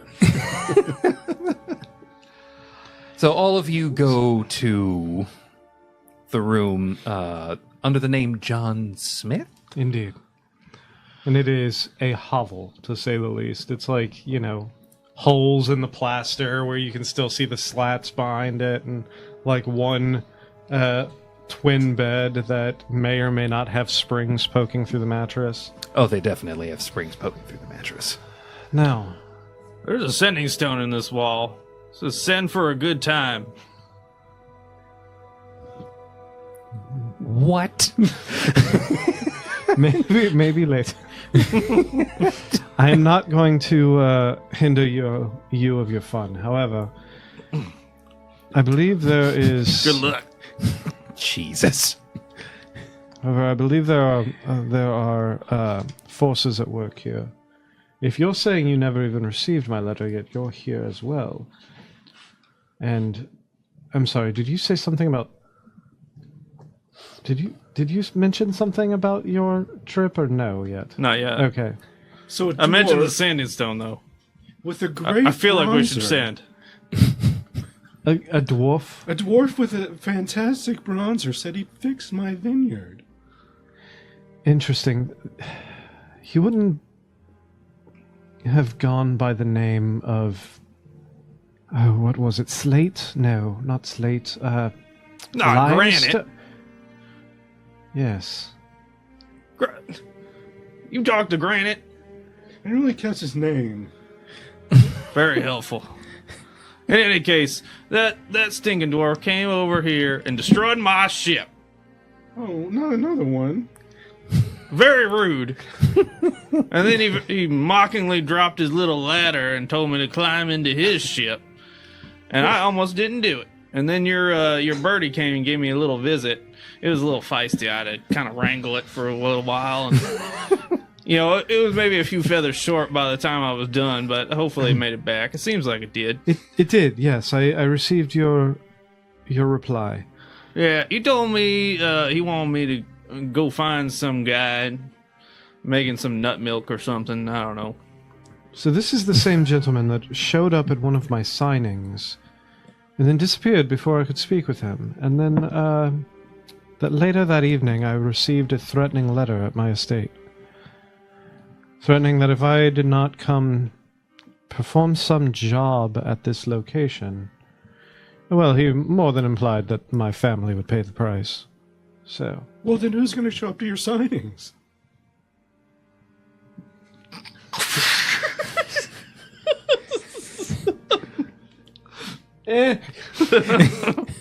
God damn. All right. So, question number one. Do you like your family? Of course. That makes question number two a lot harder. All right, how do you want to do this? Well, it seems like you all have gotten information of your own and reasons to procure this elixir from this alleged alchemist. Which, aren't you an alchemist yourself? That's what I told him. But he's like, no, this alchemist is so special, and he's going to make a big weapon, and it's going to do this and that and the other thing. So it sounds to me more like he's worried about his proprietary formula getting out there, as opposed to looking for someone to manufacture it. Yeah, probably.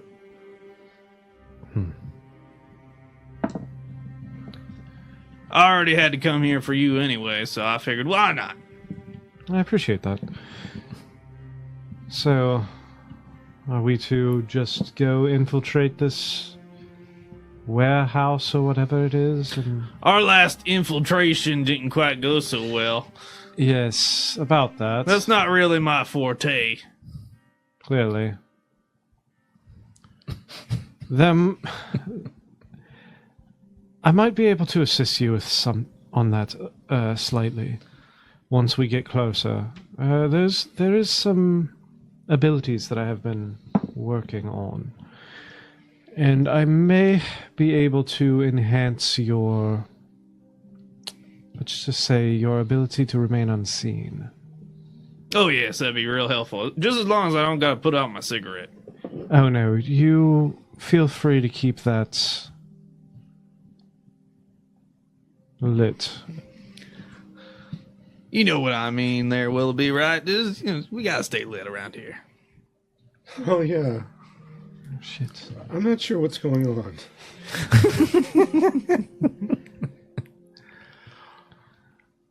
So, I mean, I'm here at the address.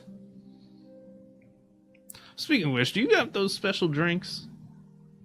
Oh, yeah, just stick one in there and grab one. All right. All right. Oh, this one looks like fruit punch. Oh, let's find out.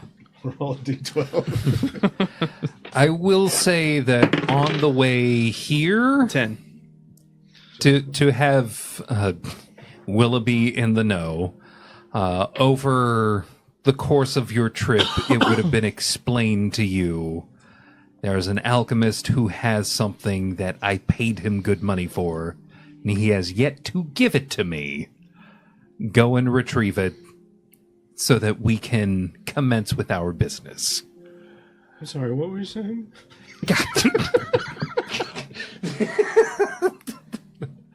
Okay, so you had a... Booze, booze, booze. Get this thing, and I'll make sure that you always have booze. Oristed iced tea. It creates harmless sensory effects with each sip. When you drink this potion, roll on the table below to determine which one of the following effects occur. So roll a d8. 4. You gain the effect of speak with animals for 1 minute. Nice! Do you have any of your birds around you? Oh, God. Of course. I want to. What do I hear his ravens saying? This fucking guy! Oh man, these birds really don't like you. What's not to like? Think we just run into a window because we like doing that? Open the goddamn window next time! He's real angry about your window. Ah! I thought that bird died. I It was just laying there. I'll do you a favor and not tell him that. All stiff like. He's very apologetic, Mr. Bird. He had no idea that you were trying to get inside. Rigor mortis, even. My name is Edgar, you fuck! His name is... Gah! Where is it? Oh. That seems really cliche. Also, don't fucking talk to me! Why not? I don't like you! What'd I do? You want a cigarette? You plucked feathers off my wife! Look, I can't help that I am just so extra spicy to you Ravenkind people. You know, she There it just is. got so Spell. hot and bothered around me. I don't know what to say. I apologize. I'll remember this! And it fades. That's probably a minute. Above board, the thing that he was talking about was the ability to cast Mysterious Presence, which is a cantrip. Yes. Which you touch a willing creature and shroud its presence until the spell ends. Other creatures must subtract a 1d4 from any wisdom, insight, or perception check made against the target. Yes, that's a cantrip. Yes. Okay. Roll a d4.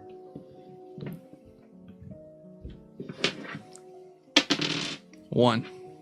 Okay, you have 6 sips remaining in that drink. Nice. We gotta find some animal simmer. Because right now you it's gotta just roll a d8 every time you drink. Oh, so it does a different thing? Oh, damn. Now, That would have been handy. Wait, that's what the rules are for that. If you want to just do speak with animals for a while, I'll allow that. I'll let him make the determination. Okay. Because it's more fun one way or the other. And only he knows. Also, one thing that you would notice that difference is once you entered the room, something that you did not see 10 years prior is Edrin waves a hand over himself and is instantly dried from the rain outside. Interesting to note, it's incredibly refreshing with notes of lemon tea and cherry. It has virtually no alcoholic bite to it. Regardless, due to its magical nature, the alcohol within this potion affects a creature twice as much as normal. Good to know. But why is the rum gone? Strong drink. Yes. Really long description for it's just white. It's just a common. It's a white wine. Yeah.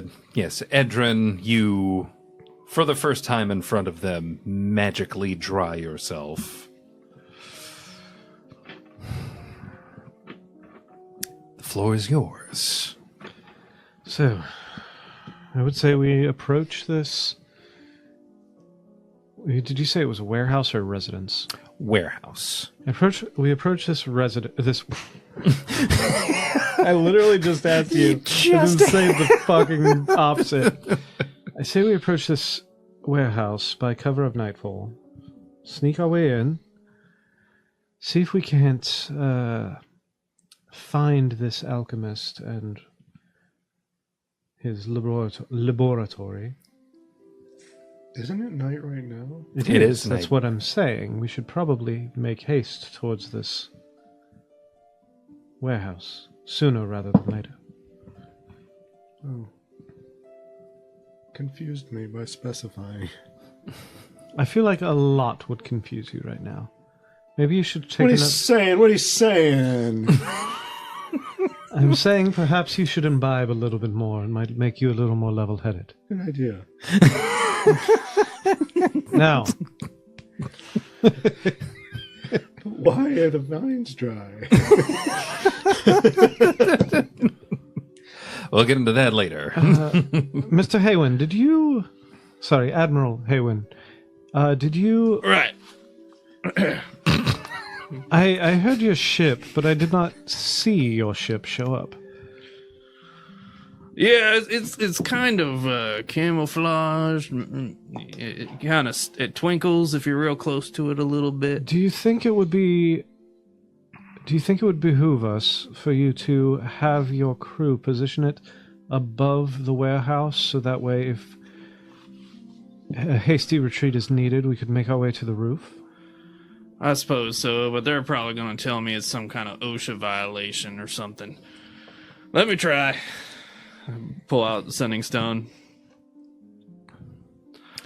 Admiral, Can you position the ship directly over that warehouse that was all sparkly glowy like? no can do. There's a treaty in place that considers actual towns to be no-fly zones. I don't know if you know this, but I'm a pirate, and I don't respect no-fly zones. Us sharing in your disrespect is contingent upon you finishing the mission. You are all insufferable. Willoughby is Would you like... checking his flask out because Sid was just squawking at a bird and now he's yelling at a rock. Admiral, would you like for us to undo one more button? It's the least you could do at this point. Hey, real quick, one question. Are you familiar with the locals here? Hold on just a moment. Takes a second. Admiral, it would appear that none of the crew are actually from Masilla. Make it 2 buttons. I'll see you soon. All right. One more button. So you're telling me that as a pirate captain, your crew is more concerned over treaties and oh shit, what's the word I'm looking for? Decorum. No, that's not the word. And sovereign space over sovereign sky than a job. They're still in training. So it would seem. Sid. They still believe the whole privateer story. It's a whole thing. Sid does not talk about losing his entire crew. Especially not crewman number 2. Well, then I guess. Did you say this warehouse is on the shore, like literally, like San Francisco boardwalk? It is over the ocean, or is it like a beach area? There's a beach area about 90 to 120 feet away from the docks. Gotcha. So the warehouse itself isn't like you couldn't jump out of the window into the ocean. Correct. Okay. Well, there goes option number 2 for a quick escape. No jumping into the ocean spectacularly. Well, I guess we should just kind of hope we are stay unseen then, I guess, if our option for a hasty exit has become a little more problematic. I'm always bumming drinks off you. I should probably return the favor, Wilby. Here, go ahead and reach in there and pull out a nice little drink for you. Okay. All right, roll a d6. Whoops. Oh my god. 4. You now have a potion of boldness. Oh. If you drink it, 1d4 to attacks and saves for 1 minute. Sweet.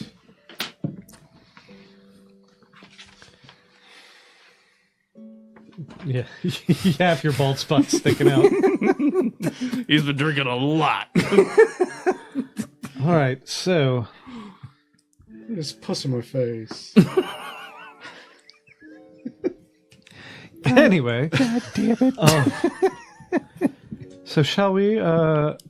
Did anyone else have any ideas on how we go about procuring this elixir? I say we just blow the building up. Make the guy smoke him out. Okay, but Then we catch him when he comes out. But if we blow the building up, which I'm not saying is a bad idea, however, if we do that, won't we then be destroying the elixir at the same time? And wasn't the job to find and retrieve the elixir? Well, I didn't really exactly get good vibes off that granite guy, so it wouldn't be the worst thing in the world. Yes, but your family is not being threatened. Mine is. Yeah, that's a great point. That's why I'm going to do it now. Unfortunately, I'm not going to be able to let you do that. Because it's All my right. family on the line. All right, fine, be that way. Don't get me wrong. Once we retrieve the elixir, feel free to detonate whatever you want. But first and foremost, we must actually do what we were sent here to do this time. Ugh. That's exhausting. Indeed. You're just as bad as the crewman. Indeed. So, Willoughby reaches out and undoes your button, one of your buttons.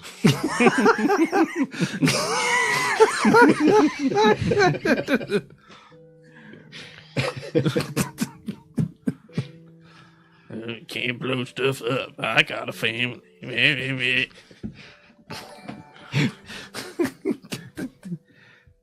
Sid having thanks his for the turn sub. at being... I can't see the name, but thanks for the sub. Thanks for the sub.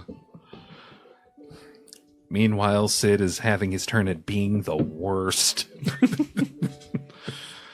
I'm an old, bitter pyrite. Bernard Swung. Thanks for the sub.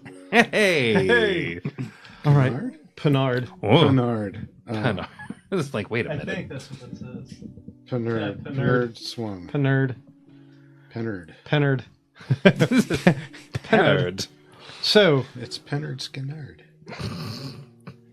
Jesus. they sing that song Sweet Home Massilia, right? Sweet home, Celia. Anyway, so if there are no objections, I say we go ahead and make our way towards this warehouse. Mr. the Sponge? Mr. Dayton? Certainly.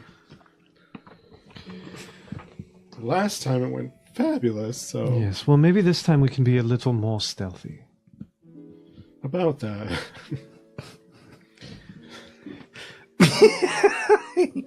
He shows off the paunch. I am may have sh- let myself go a little. I am sure Fat Thor is just as reliable. Did you just call me a fat whore? Take another I drink. take an objection to that. I'm not fat. His liver's just enlarged. There's nothing wrong with that. It's a little swollen. Take another drink. One lesser restoration and I'm good to go, baby. In any case, Edrin, Does that work? Is that how that works?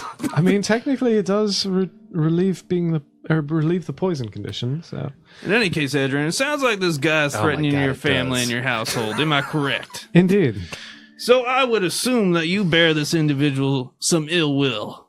indeed. Very Now, much so. this individual also happened to destroy my fine ship. Completely unprovoked, by the way. I'm listening.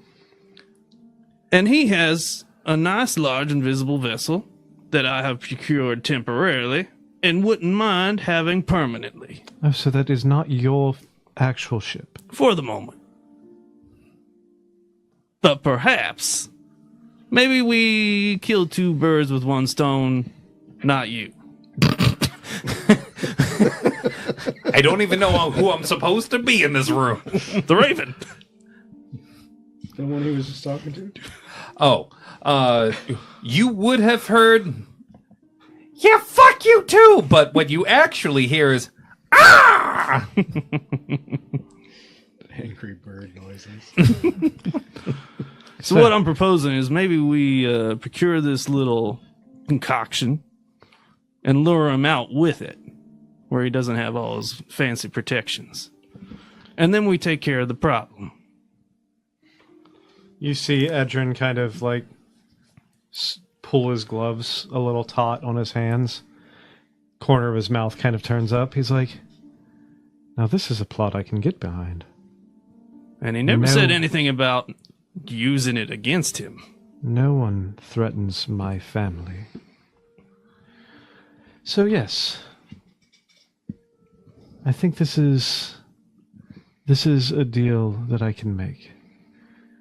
Let us procure the potion and let us use it as leverage against this individual. Get him in the open, away from his protections.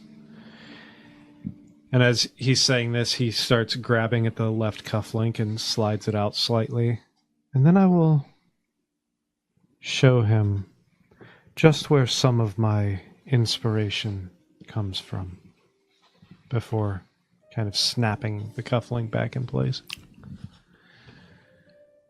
take inspiration for the combined fully in character threat to the bad guy, and also you said the thing. I said the thing. Did he wink when he said it? No, he didn't wink, which is why I'm giving it to him. So, I think we have an accord. Shall we make our way? How about you, Willoughby? What do you want? I think I made it clear. I'm sure we can procure some casts out of that ship. It's pretty big. Maybe some fertilizer, too. I'm sure they got to dump the septic tank somewhere. You said he offered you the ability to basically fix your drought problem? Yeah. Well, lucky for you, we all know a couple kind of prevalent inventors. I'm sure between the two of them, someone else would be able to manufacture some sort of aqueduct or aquifer style situation for you. Fantastic. Agriculture is a relatively simple science. What's agriculture? God damn it! The science behind never mind. We will be able to make your plants grow again. Well, now you're talking. Fantastic. The realization of exactly the kind of rich people you've been dealing with is starting to dawn on you. I don't know why I had to get onto all that aggravated culture stuff. I at this point I kind of look around. I was like, and He just Sean Connery Jeopardy'd him. Speaking of which, tune in on Thursday next week at 8 p.m. Eastern Time for Jeopardy D&D. It's coming. I'll take anal Just bum like cover. your mother did last night. That's an album cover. You know, I once had an idea for an anal bum cover. Not creating it is my greatest regret. Anyway, you kind of look around at this point and realize.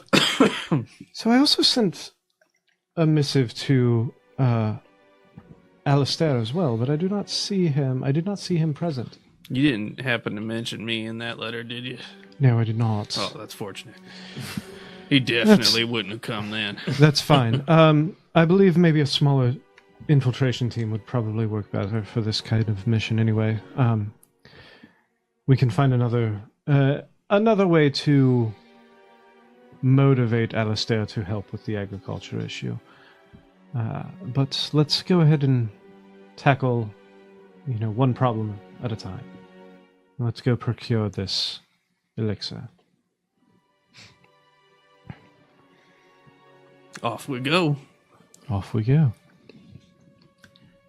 Everyone, make a stealth check. I am going to cast Mysterious Presence on you. It is a cantrip, so I'm just going to continue casting it.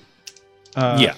Because it only lasts a minute, but anyone who tries to do a perception check to see you has to subtract 1d4. It's not great, but it's better than nothing. Hey, for me, it's everything. I'm not the stealth character. Speaking of not the stealth character... Oh, wait, I have Heroic Inspiration. Thank Jesus, because I rolled a 1. I'm using my inspiration. And just as I much said, better. I am not the stealth character. DM, I would like you to read my die.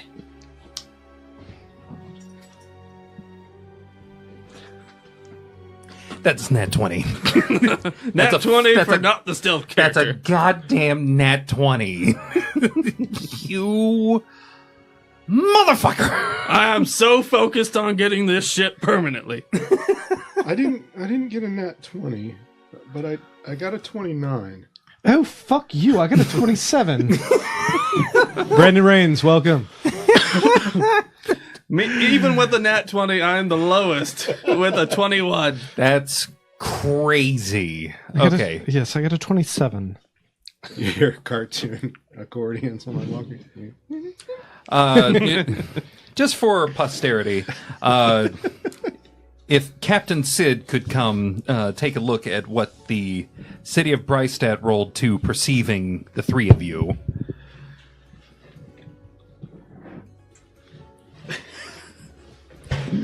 Those natural ones. Yep. Minus 1d4. I rolled the d4.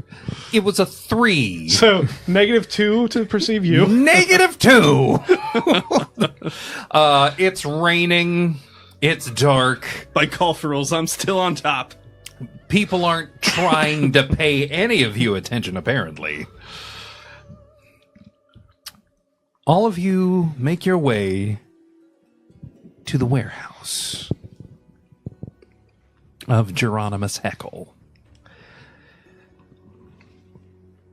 Windows, barn door in the front, sturdy wood roofing.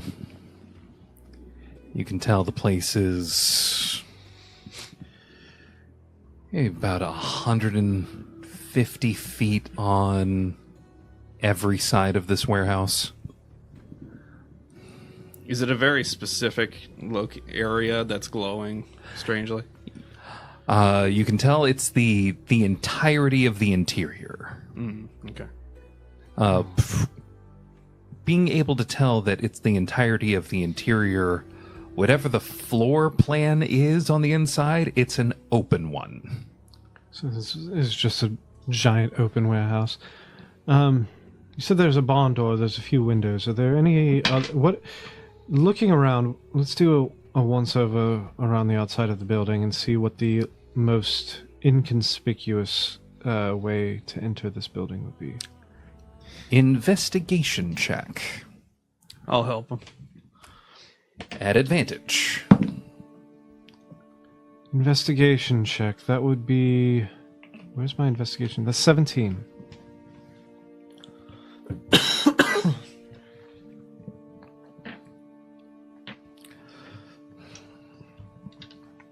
There's a ladder that goes to the roof. It's a bit secluded, and you almost missed it. but it's in the northwest corner. Shall we go to the roof then? Find an entry from on high. Is there any indication of like a cellar door or anything like that? None that you can find. As good a plan as any. All right, make our way to the roof. Are there skylights or maybe a trapdoor hatch type? There are skylights. And more than that, what you thought would have been something of a classic steepled roof. It comes up and then it's flat. Okay. This is terrible for rain control. It is. But more than that, I'm sure there's a slight grade. It's never 100% flat. It's like a 3 to 5 degree grade. Anyway. yeah, there's a square on the roof, flat, 50 feet in from each side. First, before we go to that square, let's go and take a peek down the skylights, through the skylights, and see what we can see on the inside of this building. Perception. Anyone trying to look? Let's see what I can perceive. Ooh, not as good. That would be an 11. 19. 13. You two, it's hard to make out what's down here because the the rain isn't helping. The condensation is making it worse. It's just broadly green and then orange and then green again and then orange again. Willoughby. Tables, flasks, burners, materials made for concocting potions. Racks. On racks on racks? Racks on racks on racks. Materials needed for, again, concocting potions.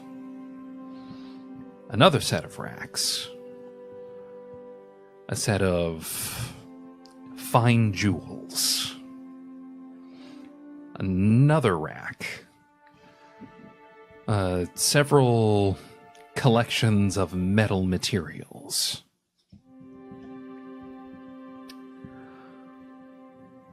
And then you see what's in the center.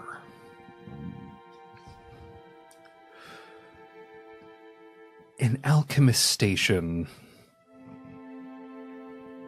unlike anything you've ever seen before. It's the kind of shit that you would expect a still to be, but way more glasswork than metalwork. This guy isn't making booze. This guy is concocting some super fancy, super expensive shit. Guys, there's a bunch of worthless crap down there, and I saw some jewels right there.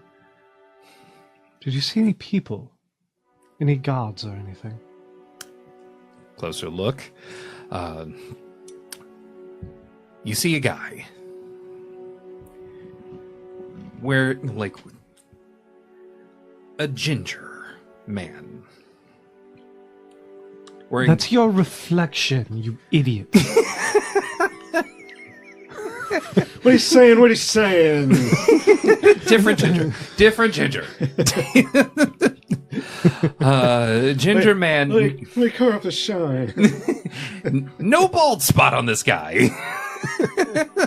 I see it now. Oh, God damn it. The ginger man, the bit of a pompadour hairstyle.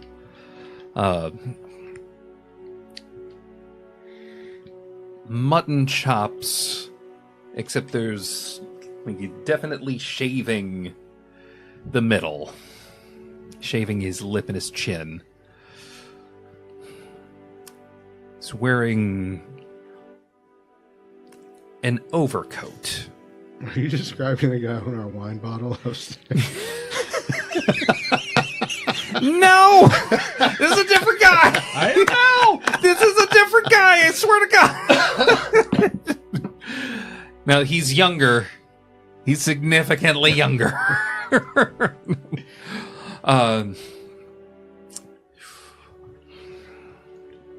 Guy that looks to be in his early 30s. White lab coat. Gauntlet gloves that are a light blue. Gloves come down to about here.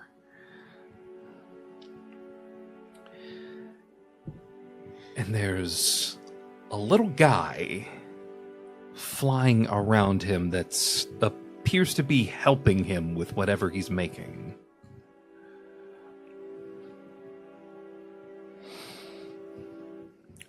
Like a pixie or something? It would be a pixie if you weren't so sure that this was mechanical. Ah. He's got a mechanical manservant. Maybe that's something you should look into. I like Chance just the way he is. You keep looking for a little bit longer.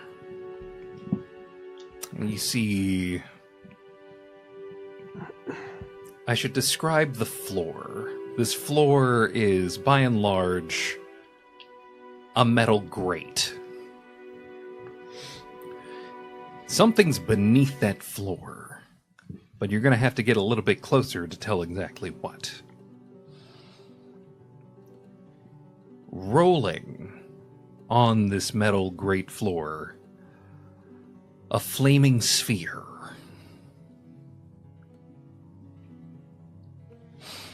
Floating a few feet away from that, what looks like an arrow, but it looks like it's made of liquid.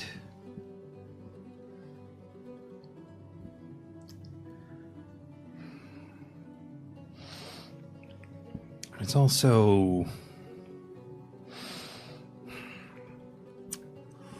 what looks like a whirling dervish. Or tornado. Only it's about 3 feet tall. Just kind of whirling and then slowly moving along the ground.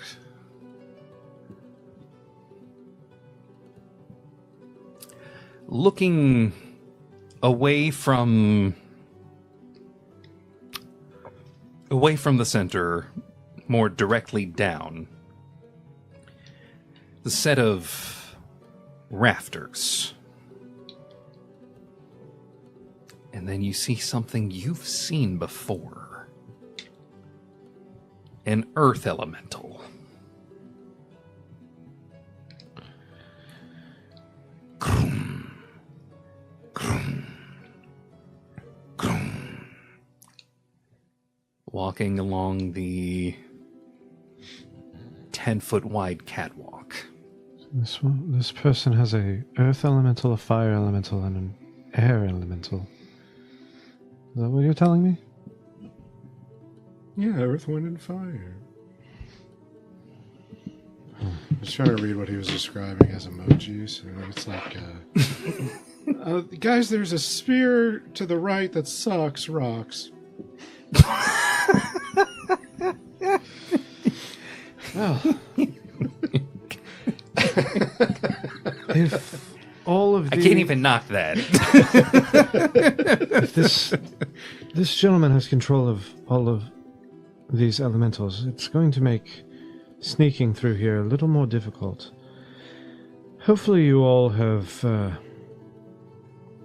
brought your best weaponry and refinements. We leave home without it. When you describe the small mechanical guy, Sid,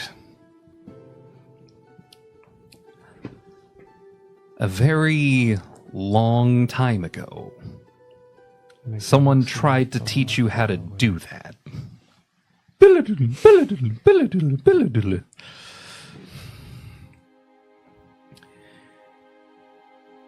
It's a magical spell. Homunculus Servant.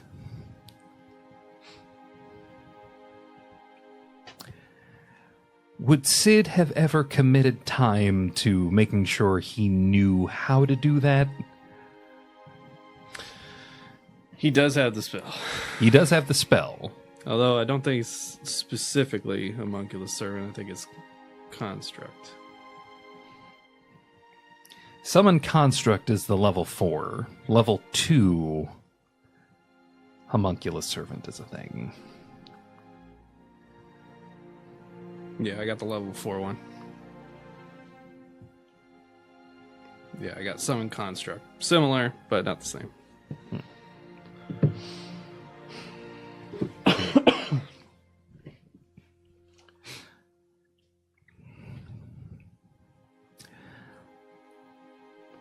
While you don't have that spell prepared, Homunculus Servant, you know what that's for. An extra set of hands. And you know what an extra set of hands is for. Call for a good time. This is not about that sending stone you found on the wall. Come again. Yeah, maybe if you're lucky. Oh, in any case, I don't think that little homunculi construct is a threat. Wait, what you call it? But we probably shouldn't be seen by it. The homunculi. Magical construct. How far away from... Are you saying it's a gay little monkey? And we're back to Shatner. Oh no! Roughly how far from the hatch on the roof is this gentleman and his homunculi? He seemed to be going like around the central workstation, so he's oscillating between being 50 feet to 75 feet away. Is it clear that he has any specific concoction ready to go in his presence?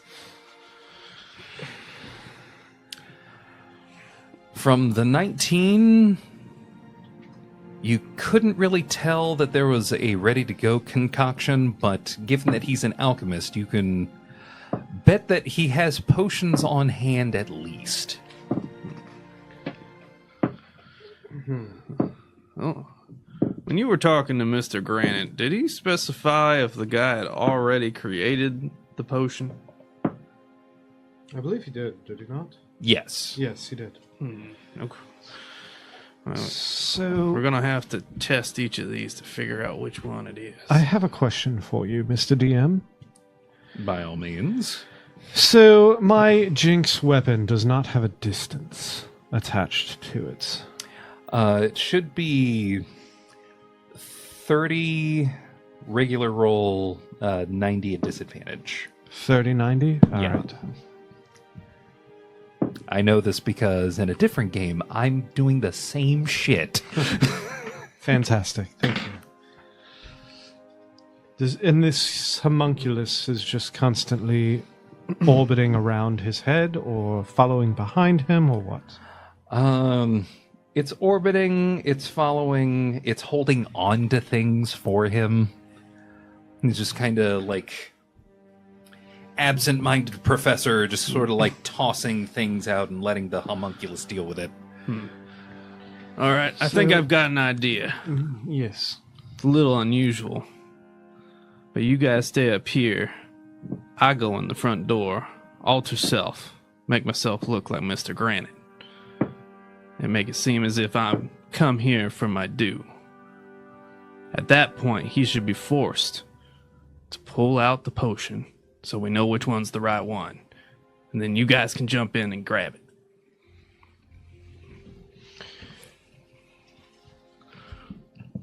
I like this plan. This is a good plan. One small question that I have for you, though. Your alter self, what are the limitations on that? How... Lasts an hour, covers voice, size, appearance, Size. voice. Any size. Seems like it. So, I like this idea. And we can stay and wait for when it inevitably goes tits up and jump in behind him. Let me just throw out another kind of change to this plan that might be a little more stealthy. How about your alter self? It does say a different size, by the way. A different size? So they'd have to be a medium. I don't know if that's within the same bounds. Yeah, a dwarf is medium size, so you could do that. Oh, so it has to be the same size as you? Mm. Never mind, then. Yeah. Because I was going to say you could alter yourself into the homunculus. I could eliminate the homunculus with in one shot, hopefully, and then you just swoop in and take its place. But if you have to stay the same size, that would not work. Not work. I think disguise self, I think you could... Disguise self, I believe, is one size larger or smaller. Yeah. Or up to like a foot or something. I don't know if I have disguise self. That's fine. That still wouldn't be enough. So yes, I think this is a good plan. Can we see... You said there's multiple shelves everywhere, like racks on racks on racks. Yes. Can we see from the window the underside of that hatch that's on the roof? From the initial rolls, you didn't see it. Okay. There are 4 skylights, one for each corner of the building. If you would like to go look through a different skylight to try to get a better view. I think what I'd rather do is go open first check and make sure that hatch is not trapped or anything. And then after I clear it, open it slightly, stealthily, to see what's directly underneath it. Okay. Yeah, go ahead and roll perception. Oh, fuck. That's a 6. You try and you're just not getting it. The angle is off. Something is wrong. I think the water is getting in my eyes.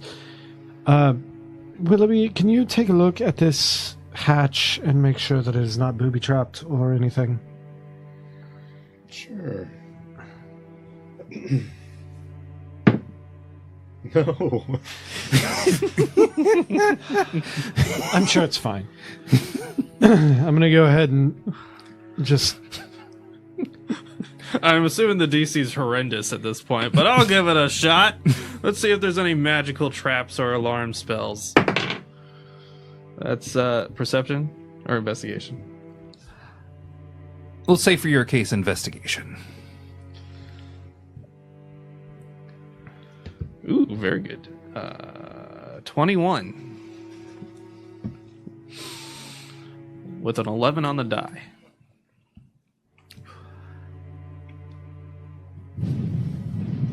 You've seen this spell before. You just barely catch a glint of it. There is a glyph of warding on the underside of the essentially bay doors from the top of this building that would trigger were this to open. I'll grab his wrist and be like, "Oh, whoa. There's a glyph of warding there." Well, I'm glad you saw that. So apparently neither one of us could. There's a hair on my microphone. Would I, since it's on the, I'm assuming it's on the inside, not the outside? On the inside, yeah. Would my dispel magic spell be able to affect it? Would I know that? You'd have to get a closer look, and if I'm not mistaken, that has a verbal somatic. Does it also have material components? Let's check out the verbal semantic only. Okay. So yeah, you know full well that if you were to cast that spell, you would be found. What if I go like this? Nah. No. Rude. All right. So If you had the meta magic ability that sorcerers get called subtle spell, then you could. There's nothing subtle about me, unfortunately. No, there is not. Or fortunately. well, you can still do your side. Unfortunately, we will not be able to quickly be your backup from up here if things go tits up. Yeah, that's true. But There goes that plan. no, I'm not saying we should completely disregard your plan. I could always blow a hole in the roof. I mean, if you're found out, I guess subtlety is no longer a problem. Are there any other entrances or quick means of egress into this building? No. This guy designed it as 2 ways in, 2 ways out, and then decided to go out of his way to make it 1 way in, 1 way out. Well, I guess you and I could attempt to sneak in the front door while he is disguised. Perhaps you can sneak in as Mr. Granite, get him to turn his back to the front door, and allow us to sneak in and hide behind some of these racks of supplies? I mean, were we led to believe that this guy has a good relationship with Mr. Granite? You're led to believe that because he hasn't produced anything, either both Mr. Granite and this guy know that they're on bad terms, or at the very least, Mr. Granite knows that he's on bad terms with this guy. So you could go in as a warning, and perhaps like you are lividly looking for your product. Get him to turn his back to the door. Let the two of us sneak in behind you. Then we will take shelter out of sight and then wait for your signal to jump out and attack. I can work with this. But before we go in, we need to know what that signal would be. You'll know the signal when you see it. Christ. Okay. Shall we? We shall. Shall we? Sure. I'll take another drink of his. Roll a D8. 5. You suddenly teleport 5 feet into an unoccupied space next to you. Wait, you were... Interesting. Oh, that reminds me. I have gaseous form. I could probably sneak in that way, too. But it'd be much harder to give you a signal in gaseous form. Indeed.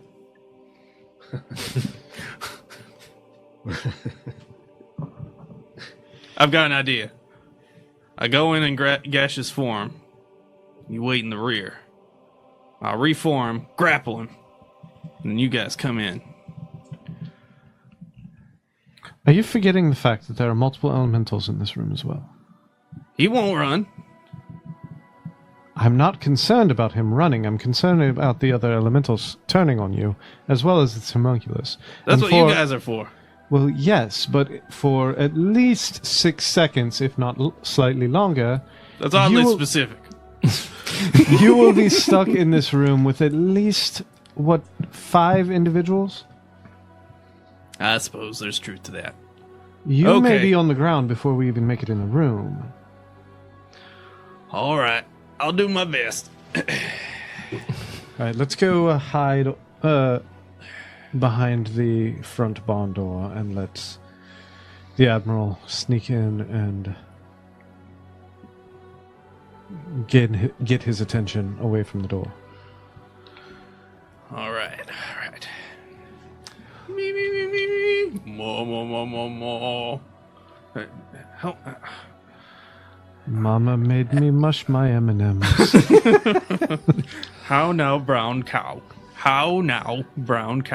We then move to the door to this warehouse opening. And who steps in but none other than Mr. Granite himself. I mean, Mr. Granite. standing at about 4'2" before the top hat. I'm still confused at what little monkeys have to do with this.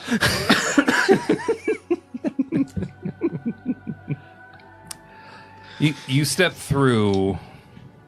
Do you announce your entrance? No. No. That doesn't seem like a Mr. Granite thing. Seems like he would creep up on the guy. Makes me want to creep. When you get within, we'll say about 100 feet, you can hear the mutterings of Dr. Jeronimus Heckyll. Oh, I'm so close. I think I might have finally done it. Easy now. If I just turn up the heat on the Olympic, drop a few more drips of sulfur, add some more herma leaves. Yeah, and wait.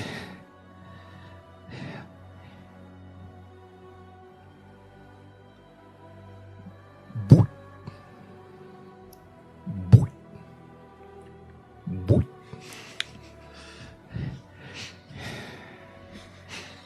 I think that's it.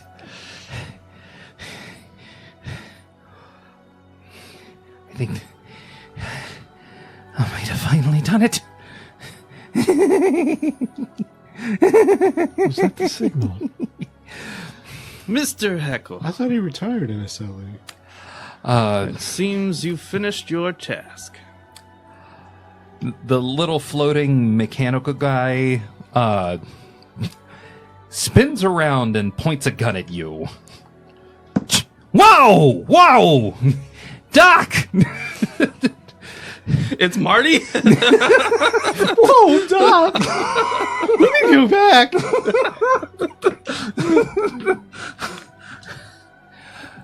Listen here, McFly. That WMD is mine. They found me, Marty. I don't know how, but they found me.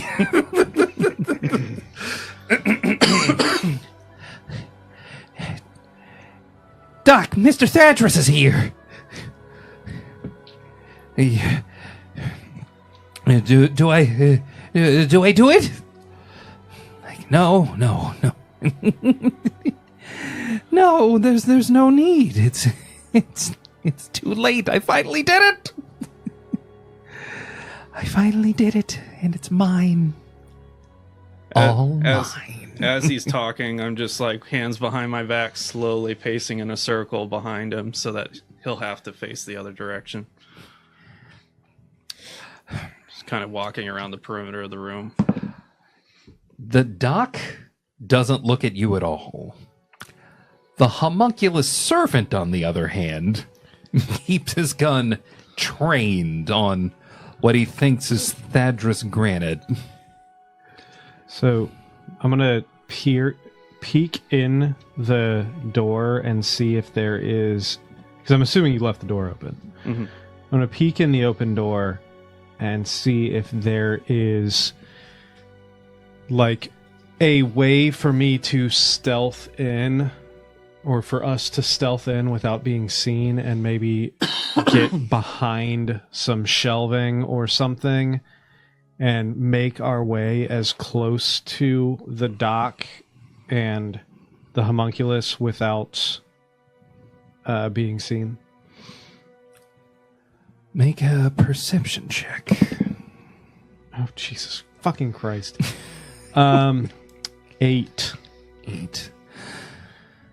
Okay. Oh, you're human. I am human, so I have one You inspiration have a day. one more inspiration. 9. Jesus fucking Christ. The dice are telling the story. It's just like, you look in. The light isn't helping. You can tell the light is coming from below the metal grate floor. But it's illuminating to the point of being blinding, like walking into a bright room after you've been in darkness for an hour. The doc's not even looking over here. The homunculus is looking at the not granite. I'm going to go for it. I'm going to try and stealth. I'm going to kind of motion to Willoughby and just try and stealth in behind some shelving or something inside that's close to the door. Stealth checks. 26. Can it be an advantage since I'm helping them by distracting them? It would be advantage, but there's light reflecting in that would normally give them disadvantage. So we're doing it a straight roll. Got 21. 21. The first one was cocked. They really needed that help. Does he see you at all? You guys are so stealthy. That got me 21. You guys' stealth is so broken. Rogues, man.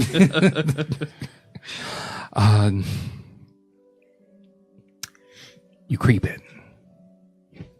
Slowly.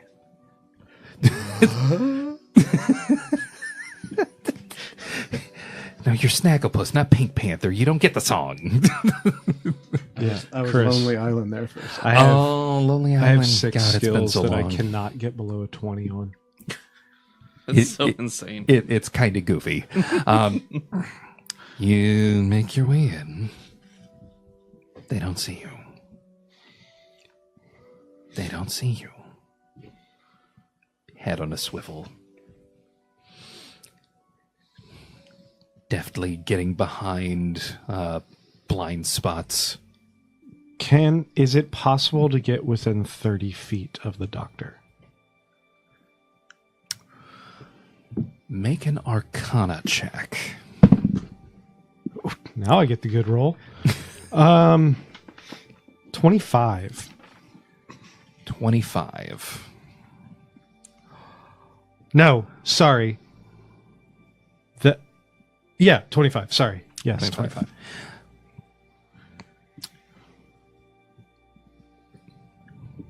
You're looking at the dock.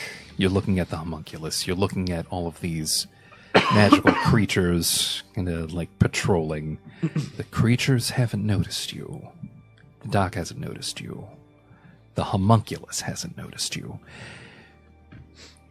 You see the telltale runes that someone would inscribe onto a weapon to make it a weapon of warning.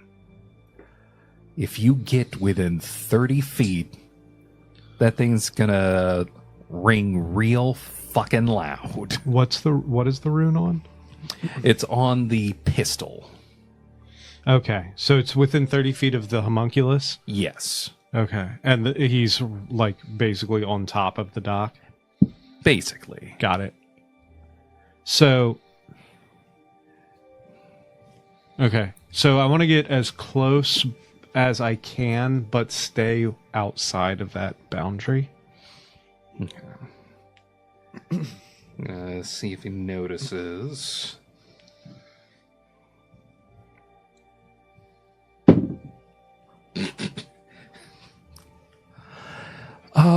He's very fixed on Thadris. We got this, fellas. I'm keeping separation from the two of us too. I'm not like right up on him. It's like a 10 to 15 feet spacing. Yeah, however the terrain allows to just spread out. Okay. So, not right up on, but close. You're able to, as he's doing his distraction, you can get within about 35 feet. Okay. Playing into the role, kind of adjusts his glasses as he continues walking the perimeter. Mr. Heckyll, I hired you for a particular task. I believe it's time for me to collect. Collect?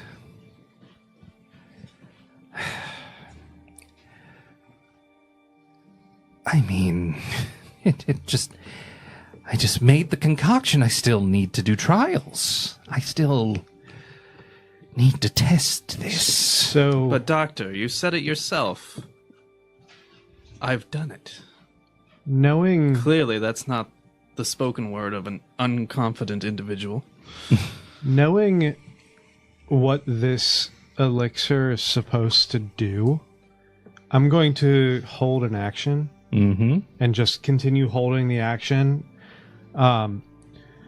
Where I know I'm still technically outside of my range. Hey, thanks for the sub. Almost me, Nicholas Marino. Hey! Nicholas Moreno. Almost me. I'm going to be technically outside of the regular range, so it would be disadvantage. But I'm going to hold an action that if he attempts to take that vial and attempts to pull it up to his lips, I've got a card situated in my hand, and I'm going to chuck the card and attempt to knock it out of his hand. Okay. I'm going to attempt to do a disarming strike. I know I don't technically have a disarming strike, but Yeah. you know what I mean? Yeah, I get what you're saying. Gonna attempt to knock it out of his hands. Yes. Which I might actually have a cunning action for that. I'll double check. But I'm going to hold that until I think you do have a I'm cunning action for that. I'm checking because I have the super duper cunning actions now. Devish. Yeah, you do. Okay.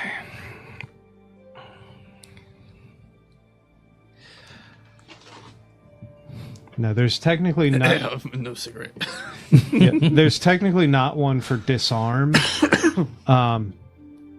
There is, however, I could daze him slightly, so I'll attempt to daze him with it. Okay. So if he tries to Yeah. take this, Hold on to that.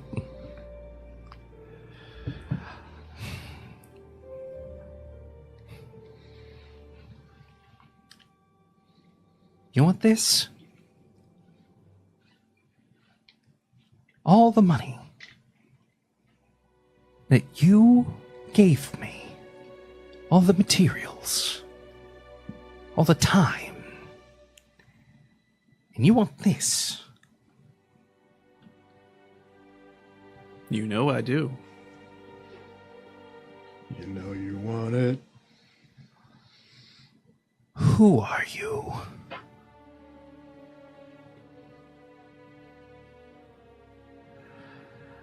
The real Thadris knows that the power's not in the vial. It's in the formula. And knowing how to mass produce.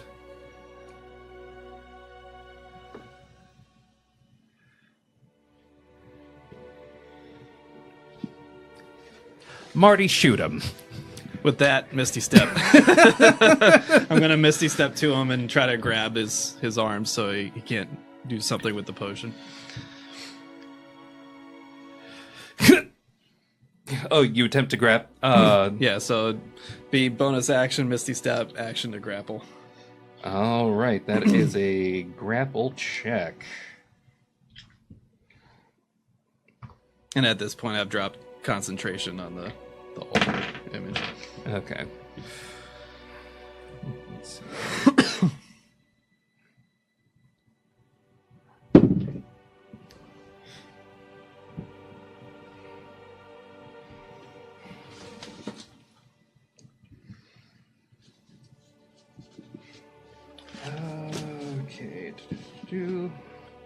What's your strength?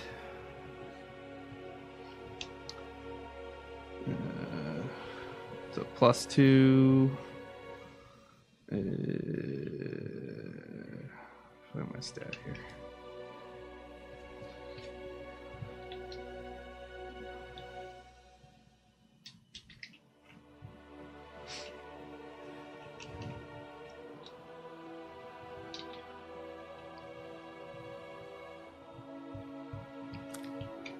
Strength score. All right, 14. 14. Sorry, it wasn't loading there. Yeah. So it's a +2 plus. What are you guys at? Proficiency bonus? What, 4 or 5? 5.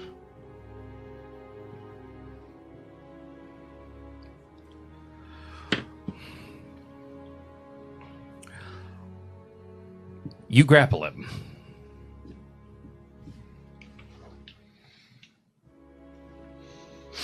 Hey! Well, hello there. No fucking way. I see my reputation precedes myself. Yeah. As a pirate. Yo ho! And a shit alchemist. How dare you! He then also Misty steps.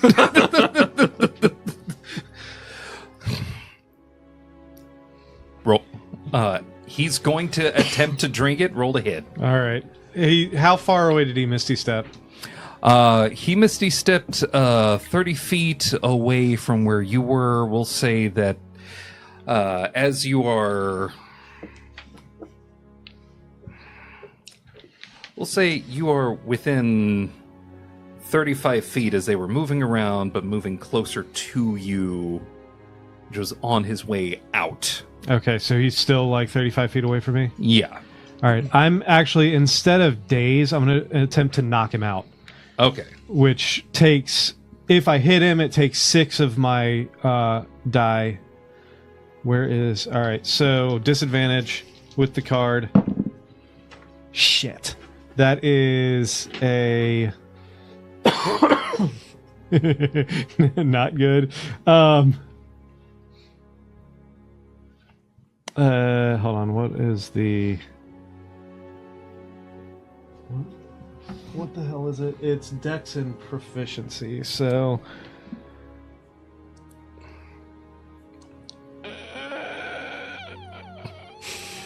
Does he have 14?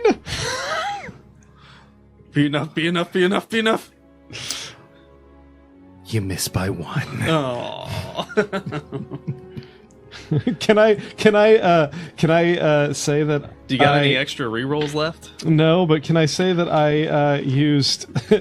No, you can't steady aim. You can't hold a steady aim. Nope. Steady aim's a bonus action. Never mind. Sad. Everybody, roll initiative. 1 second. Oh. What's your thing that you do before initiative starts? It won't matter. He's within 90 feet of me, right? Yes. Sleep. That's a save. Yeah, that is a... I'm trying to get the save up here. Can't believe he called me a shit alchemist. He doesn't understand nothing about nitroglycerin. Fuck that guy then. You know how difficult it is to make nitroglycerin? It's, why can't it... Why don't I see it?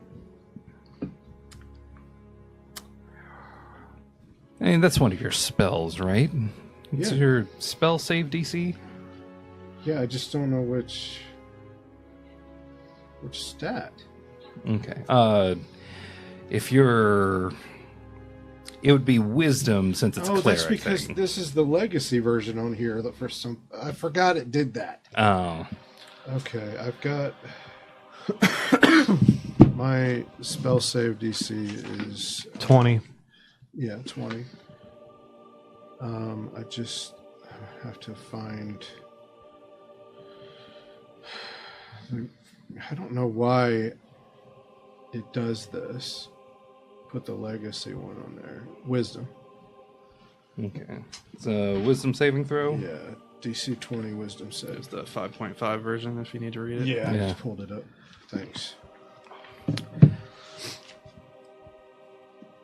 You can see his eyes beginning to close. Then he shakes himself awake. Boo! Because he's an alchemist, he uses Flash of Genius to make the save. Oh, they got magic, Marty.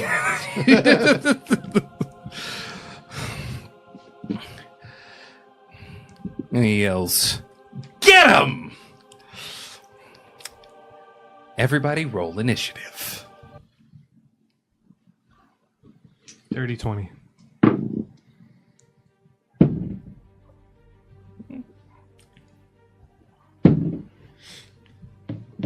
Yeah, that was worse.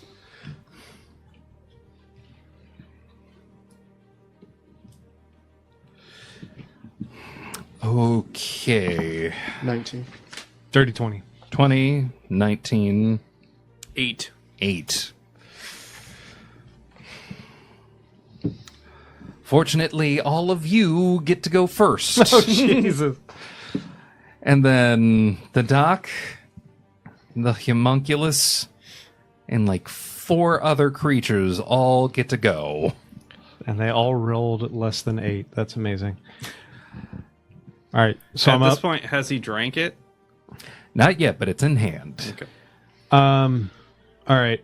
That I'm assuming gave away my position when I threw that. Yes, it did. All right. Bonus action hide again, Okay.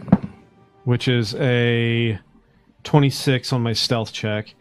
I'm going to move to a position where I am close. You said he's 35 feet away from me? Yes. All right. Your hiding is successful. Okay. I'm going to get to a place where I am.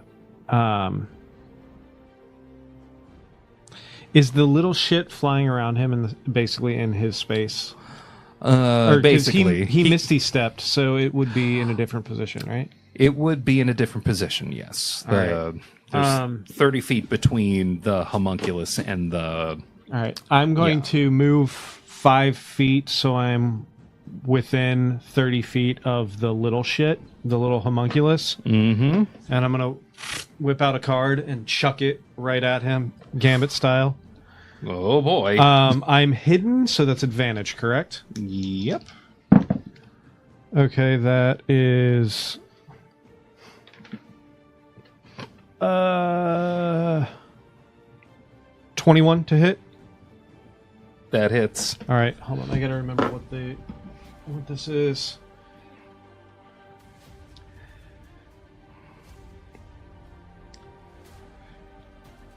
It doesn't say what the damage is for it. I think it would be.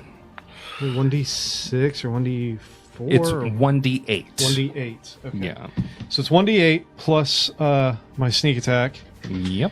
which I'm going to go ahead and designate these two as the Jinx, the Hex Slinger dice. So that would be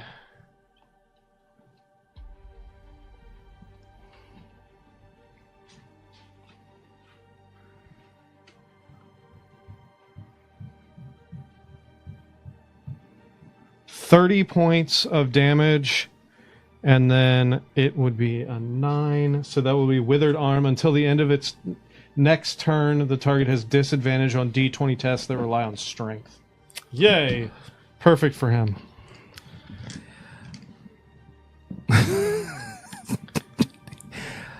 Immediately, barely hanging on. I'm going to say the card just slits through and you just see this gash and the circuits and sparks. Oh, Doc, I don't feel so good. And I'm going to continue my movement. I'm clearly not hidden anymore, but I'm going to continue my movement around the closest like shelves to get a little bit of cover from them. Mm-hmm. That's all I got. Okay, so going back to maintain cover. Willoughby. This all popped off real quick. I forgot to take a magic action when I went into the building. What was the magic action? To activate the little wings on my boots. Oh my god, you've got fucking... Do those make sound at all? If it doesn't say they make sound, then they don't make sound. Hermes No. boots? Yeah, I got the... What's the bad guy from that Marvel movie? Oh, yeah. Oh, Stupid do you have fucking Namor feet right now? I was going with sticking with the Greek mythology and giving you Hermes boots. I just went with the stupider version. That's fair. Straight up chicken wings. I can fly thanks to these tiny little wings. It's like, Here we that go, shouldn't boys. work. There's no world where that works. Okay, chicken feet activated. Yeah. Can we say I did that as I entered? Yes. Okay. So I'm gonna fly up. Good lord. So I got an aerial version of everything now. A friar with his chicken feet fly into the air. I think I read 2024. Bald head a gleaming. Bald headed gleaming. Oh no, my hat.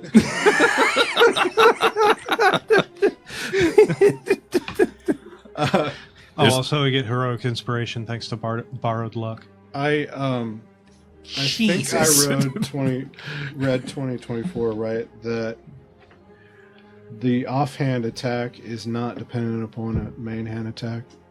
So I could do a magic action and then an offhand attack as a bonus action. Great flying friars. Okay. Thanks, Widget. Then I'm going to do that. I am going to cast a guiding bolt at second level on the potion guy. Guiding bolt at second level. Yeah. Go ahead and roll to hit. I'm an assassin. So that's 30 to hit. Does that hit? Does that hit? Did I hit him? He's gone non-Newtonian, so nah. Yes, you hit. Alright, so that's 5d6. 5d6, that's right. You're still quite a bit of rogue. Actually, I'm gonna say I did my bonus action first. Okay. Okay. So I'll go ahead and roll that. It's a crossbow shot. Yeah. That's that's only a 29.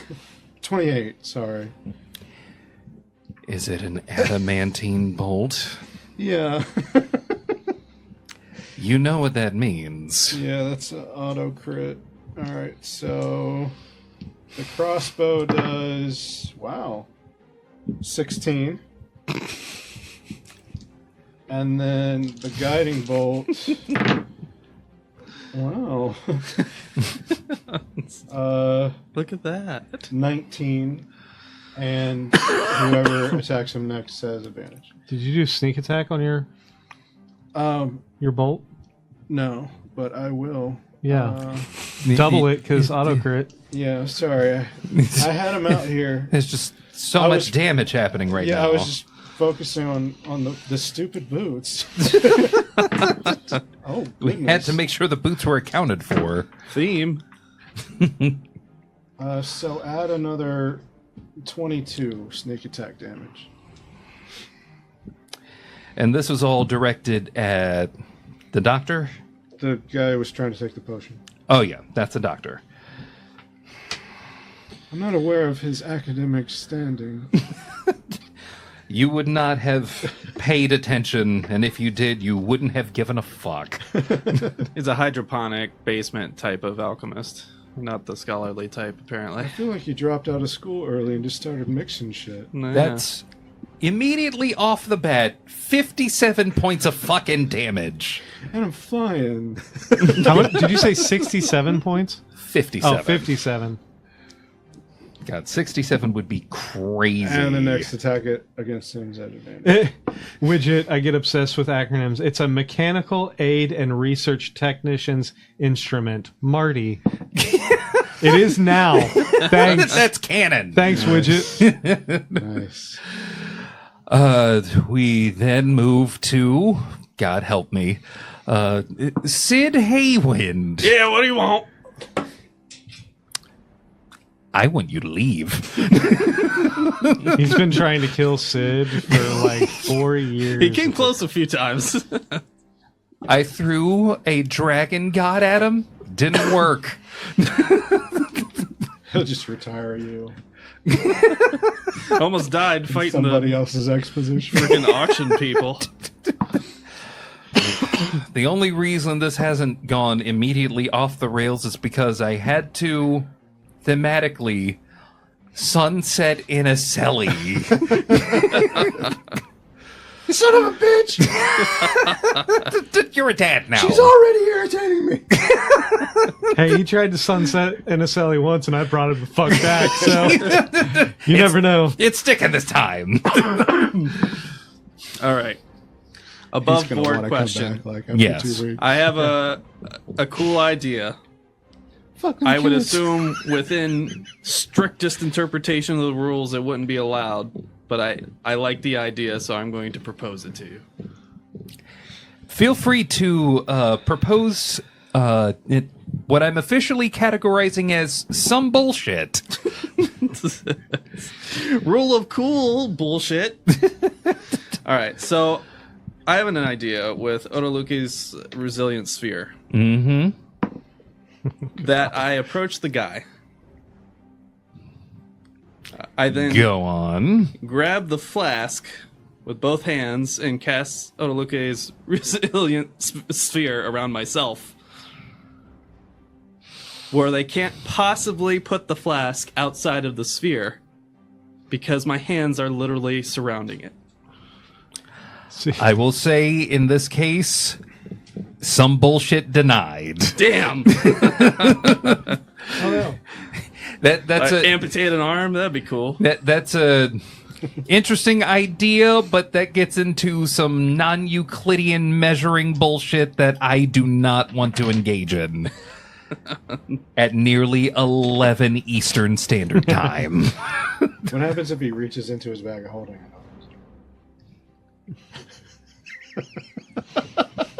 That's a thought experiment I can't do tonight. I can't do that tonight.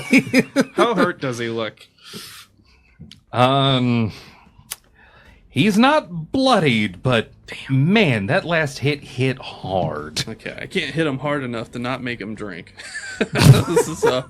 That's the problem here. I was like, do you somehow have triple-digit damage in you for, like, one sweet move? Too bad Drift's dead.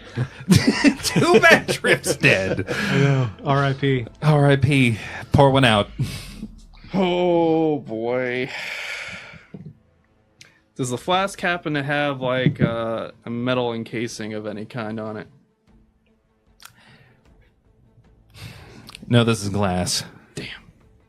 All right, I'm You're out gonna of boil it? I'm out of creativity. Were you trying to do Does some he shit have with a a- metal? I was gonna heat metal. And Does he then- have a ring on that hand? Yeah, that's a good question. Does he have any rings on the hand? No. Not that you can see, but you can always guess. Like, you can guess, but this man is suspiciously not covered in metal. He's covered in like cloth and leather and. Does he have any coins in his pocket? Well, A pocket watch, perhaps. knowing that what's in his hand is a W&D, I'm going to do everything in my power to not let him drink it, even if that means having to destroy it. So, Okay. I'm going to target the vial itself. Let me see if I have any kind of guaranteed damage stuff. Magic missile. I don't have magic missile prepared, so that would be convenient right now. You know what? We'll have to do it the hard way. All right, I'll throw a firebolt You're going to throw a firebolt. specifically at the vial. It's at advantage. Destroy it.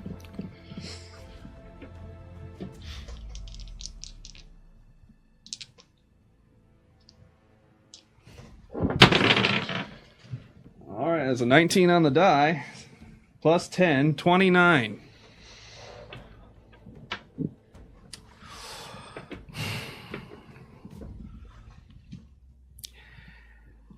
Seeing this coming, the doctor's going to interpose himself between you and the flask that he's holding. That loser.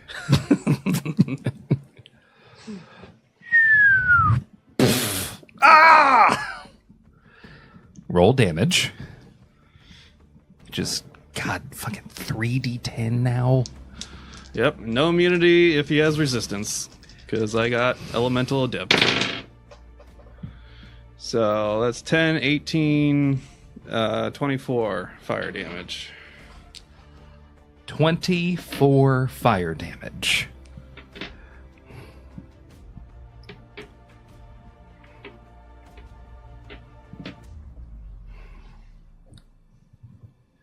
Okay.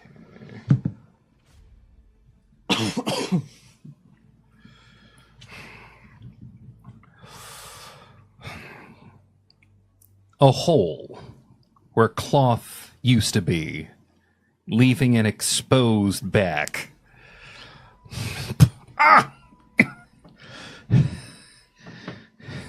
Now what'd you go and do that for? I wasn't trying to hurt you. You'll never get it. You'll never get it. You'll never get it. And he drinks it. I'm surprised he didn't choke screaming like that. I still can't believe he called me a shit alchemist. Can you believe that? You got something to prove now. You know how long I gotta bake the nitroglycerin in the oven? A beat. Another second. Wait, I thought I got it.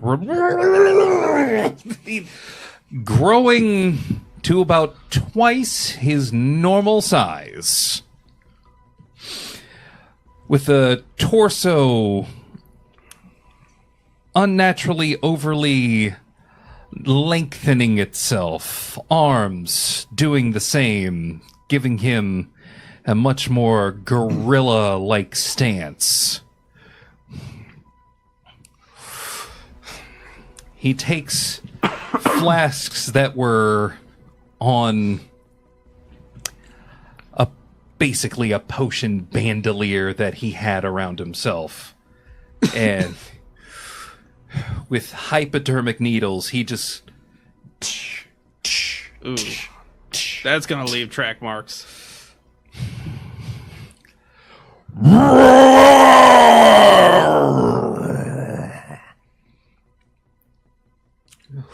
What happens after that, we're going to catch up on next time. Oh boy. I thought you were dramatic. I want to thank everyone for tuning in to this another episode of Leverage. Let's see if these chuckle fucks can survive the experience, or hopefully have some help along the way. Hats off to you, DM. It's goofy when you do it.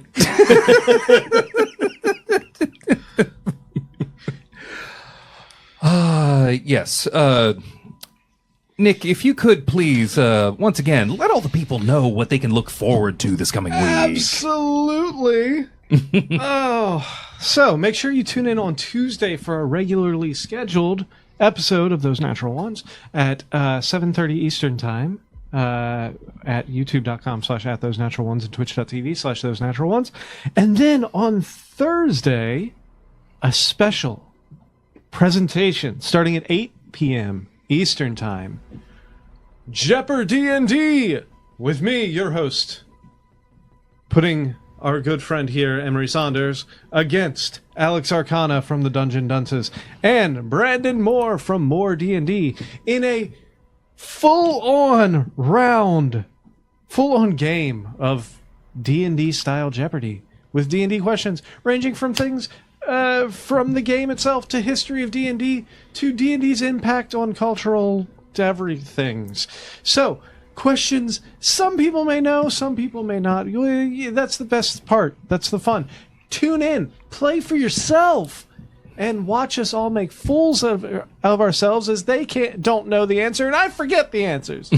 But, yes, that is... Spoiler alert. Yeah, spoiler alert. That is Thursday.